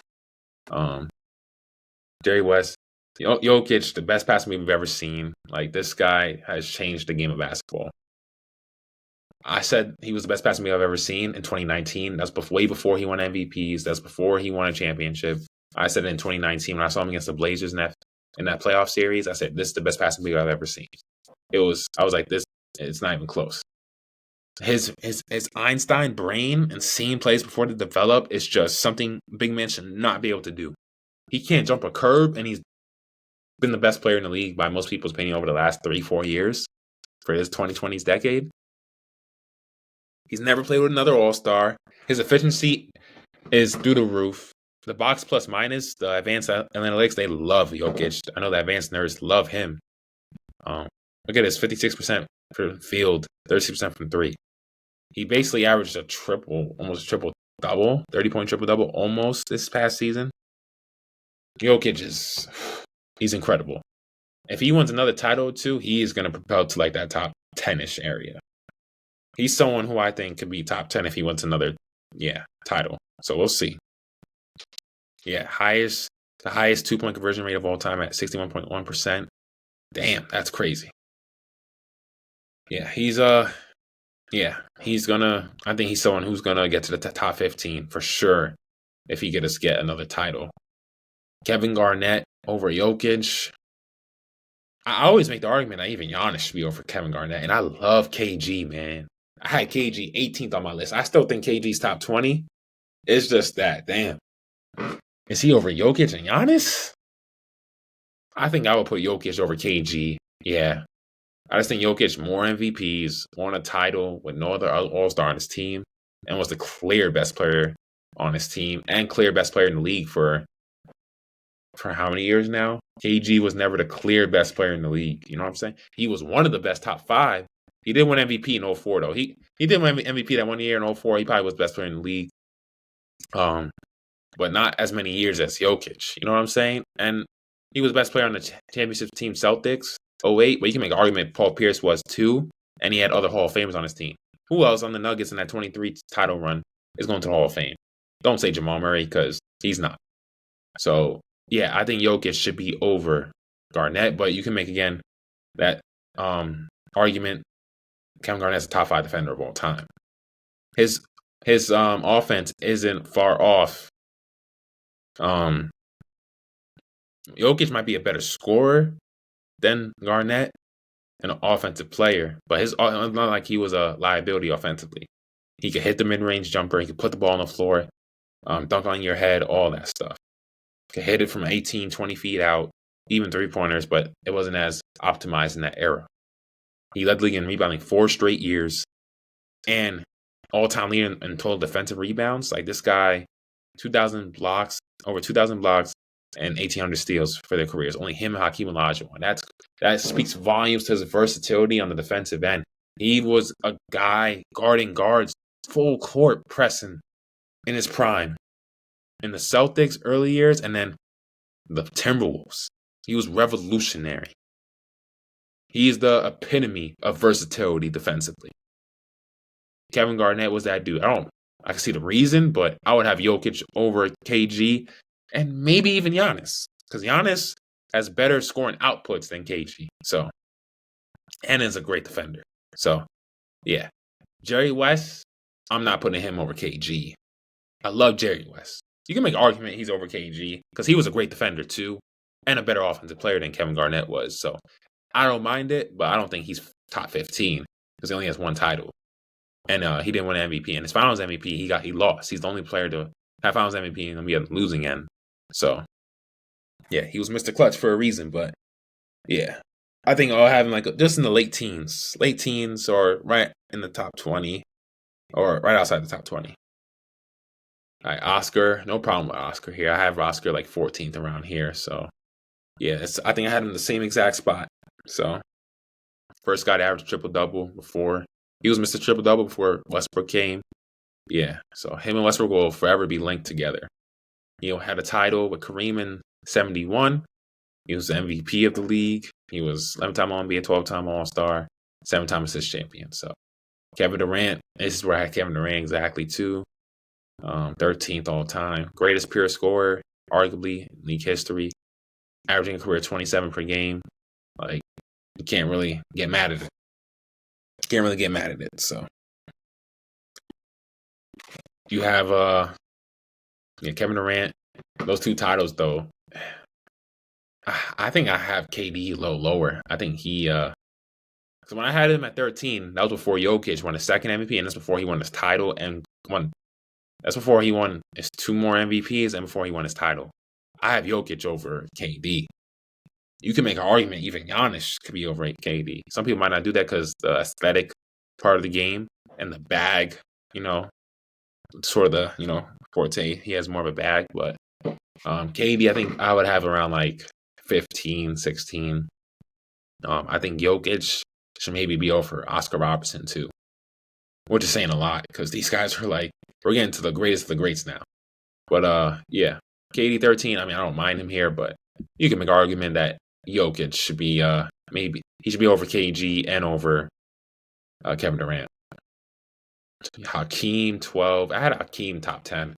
When I made my list, I had Hakeem over. Let's look at the top 12 now. So Hakeem, Kobe Bryant. I already knew Kobe was. Because I looked at the Kobe outside the top 10. Egregious. Steph was 10. I have Steph a little bit lower. I have Steph like 12th all time. He's like right outside the top 10. Wilt, Bird, Duncan. Shaq's too high for me. I'm gonna get to the top 5, but let's do the 6 to like right here. 6 to 12 range. Okay. Hakeem should be over. When I did my list, I had Hakeem over Steph, and I had him over Shaq. Hakeem, the Dream Olajuwon, is the greatest two-way big man ever, in my opinion. The greatest footwork we've ever seen in NBA history. This guy had ballet footwork. He averaged over 3 blocks per game for his career. That is insanity. Especially when a guy who was the focal point of the offense throughout his whole career for like first 15 years of his career. And the fact that he still had that energy to do it on the defensive end speaks volumes to how great he was. He was the clear-cut best player on back-to-back winning teams for the Rockets in 94-95, on back-to-back Defensive Player of the Year awards, 12-time All-NBA, 12-time All-Star, 9-time All-Defense. I mean, this guy, Hakeem, is just unique. He was generational. Averaged over 4 blocks per game twice. That is ludicrous to think about. Ludicrous. Top 5 center of all time. And his dream shake is also signature. With Dirk's one-legged fadeaway and Kareem skyhook. He had the best post moves probably of any big we've ever seen. No, he did. Hakeem was that dude. I think he's top 10. I put him over Steph. Steph should be 12 to me. 11, I had Shaq on my list. I think I still have I probably had the same order. Shaq should be right outside the top 10. I think Shaq's too high. Kobe, to me, top 5. Like, Kobe below Steph. Okay. Efficiency, Steph wins. But influence on the game, I think they're both equal. Because Steph revolutionized the game. Everybody wants to be like Steph and all that. And teams have kind of copied their Warrior style from the Steph prime years. But everybody used to shoot in traffic cans and say Kobe Bryant all over the world. Not even just the USA, all over the world. He's universally renowned and a hero, Kobe Bryant, the Mamba mentality. He is a greater defender than Steph ever was in their heydays. And he's just as great an offensive player in terms of production as Steph Curry. And he won, some people say Shaq. Yeah, he had Shaq, but Kobe was 1A, 1B for me with Shaq during those 3 peats. And he won back-to-back titles again without Shaq. And won 2 Finals MVPs during that time. Kobe Bryant, I feel like it's so disrespected, man. It's crazy. Look at the 18 times. Come on now. Come on. Stop. I love Steph. Steph, I'm not saying he's not top. He's easily top 15. He's top 12. He's number 12 to me all the time. Number 12, number 11. Maybe he might be over Shaq for me now, but he's not over Kobe for me. Not over Kobe. Kobe was incredible.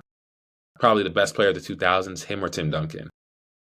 You could break away separate parts of Kobe's career, and he's still a Hall of Famer. So, yeah, Kobe, easily to me, top 10. He's too low on this list for me. To me, he's top 5. Make an argument. So, Steph, like, go watch number 8 Kobe, bro, and tell me he's not a top 7, 8 player of all time, at least. He's at least top 10. He doesn't need to be in your top 5. He could be on the low end, back end of the top 10. He should be top 10. Steph, I don't mind him. Number 10, but I don't think he's top 10. I think he's just outside. He's 11 or 12 for me, which is no shame. But him, this is a testament to how great he is. He's the only player in the top 15 or even in the top 15, I think, or even the top 10 top 10 because Jerry West was 6'3". He's the only player in the top 12 who's below 6'5".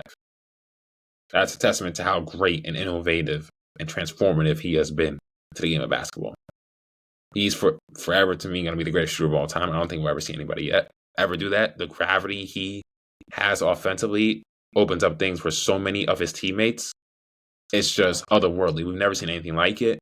So I can see why they put him over Kobe, even though I wouldn't have him over Kobe. But yeah, Steph is that dude. He ignited the Golden State Warriors dynasty and changed the sport of basketball. Wilt Chamberlain 9. Some people don't have Wilt in their top 10. I mean, I had Wilt number 7 on my list all time. I think Wilt was that dude. I mean, I don't have him top 5 because he didn't win enough titles, but he's definitely in the 7 to 10 range for me, or 7-11 range. But I don't have a problem with him 9 on this list. But yeah, 100 points in a game. Come on, 50 points, 25 rebounds per game for a season. one rookie of the year and MVP in the same season. Come on. Like, he was a defensive force. And, he was just a unique combination of size, strength, dexterity. And he had a nice little turnaround J. I have Wilt over Shaq. I don't know how I love Shaq, but I think Wilt was greater than Shaq.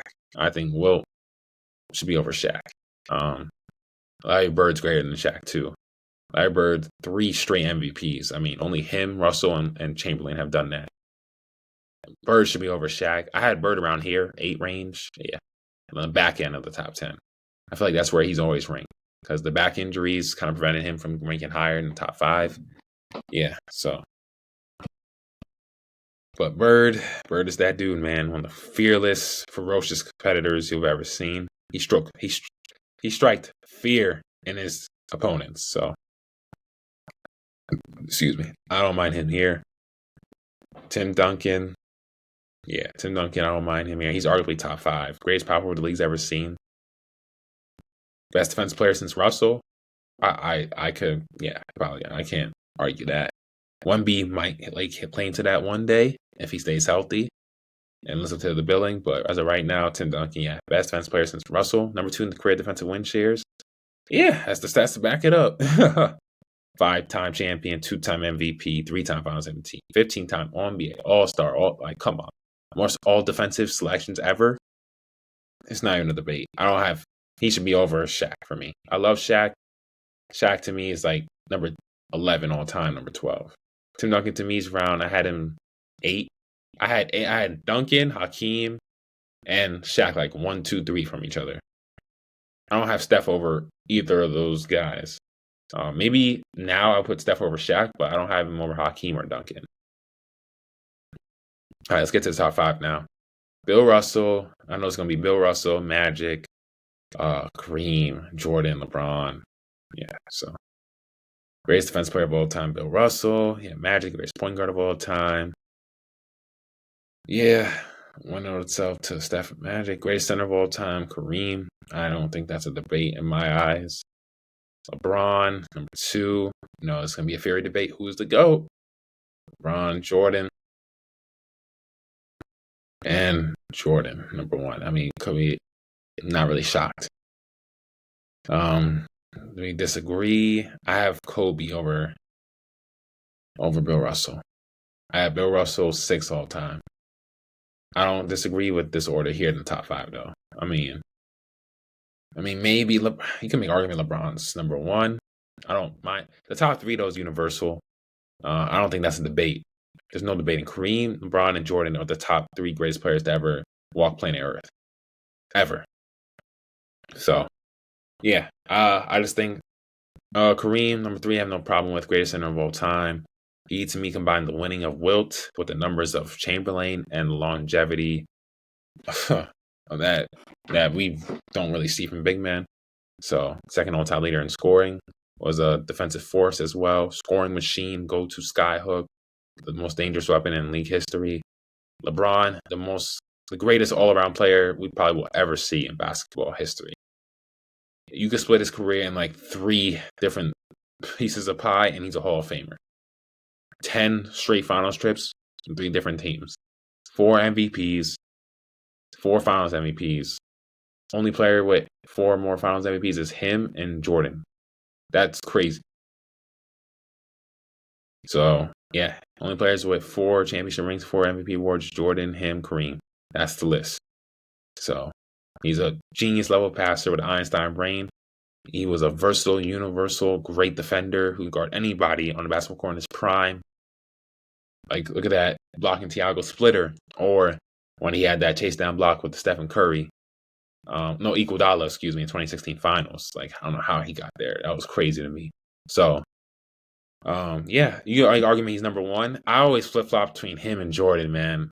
Kareem, even sometimes too, but any order of these 3 men, I have no problem. I mean, you can't really argue. Jordan, number 1. Like, how am I going to say, oh, yeah, Jordan, like, LeBron, number 1, I have no problem. Like, I have no problem. Any order you want to put it, so be it. But, yeah, not really surprised Jordan's at 1. The dude was the ultimate alpha, 6 for 6 in the finals, 6-time champion, 5-time MVP, 6 finals MVPs. That's an NBA record. 11-time All-NBA, 14-time All-Star, 9-time All-Defense, Defensive Player of the Year, 10 scoring titles, NBA record. Like, come on. Highest career scoring average in NBA history, 30.1. Cultural standpoint, nobody has ever grown the game more than Michael Jordan. His Jordan still sell out today, and he's retired over 20 years ago. So, yeah, he's the blueprint for NBA superstars who everybody who's followed after him, from LeBron, Jordan, Kobe, Steph, etc. So, yeah. If you want to say LeBron, I have no problem. I don't have a problem with LeBron being number 1, but this is always subjective. That's what lists are, your opinions, what you value, things of that nature. But yeah, ladies and gentlemen, that's going to do it for reacting to this Bleacher Report top 100 players of all time. I hope you guys really enjoyed this. My voice is really tired now. But let me know what you guys think. Who do you guys agree with on this list, where they rank? Who you think's too high? Who you think's too low? Things of that nature. Because there were some guys I mentioned, like here on this list, I thought were too high, like Reggie Miller, and then some guys I thought were too low, like John Havlicek. So I don't know your guys' opinion. Who you guys think were too high, too low? Let me know in the comment section below. Well, yeah, that's going to do for reacting to Bleacher Report's top 100 NBA players of all time. I'm your host, DJ Hamilton on DJ Sports Show, and I'll see y'all next time. Have a great day, y'all.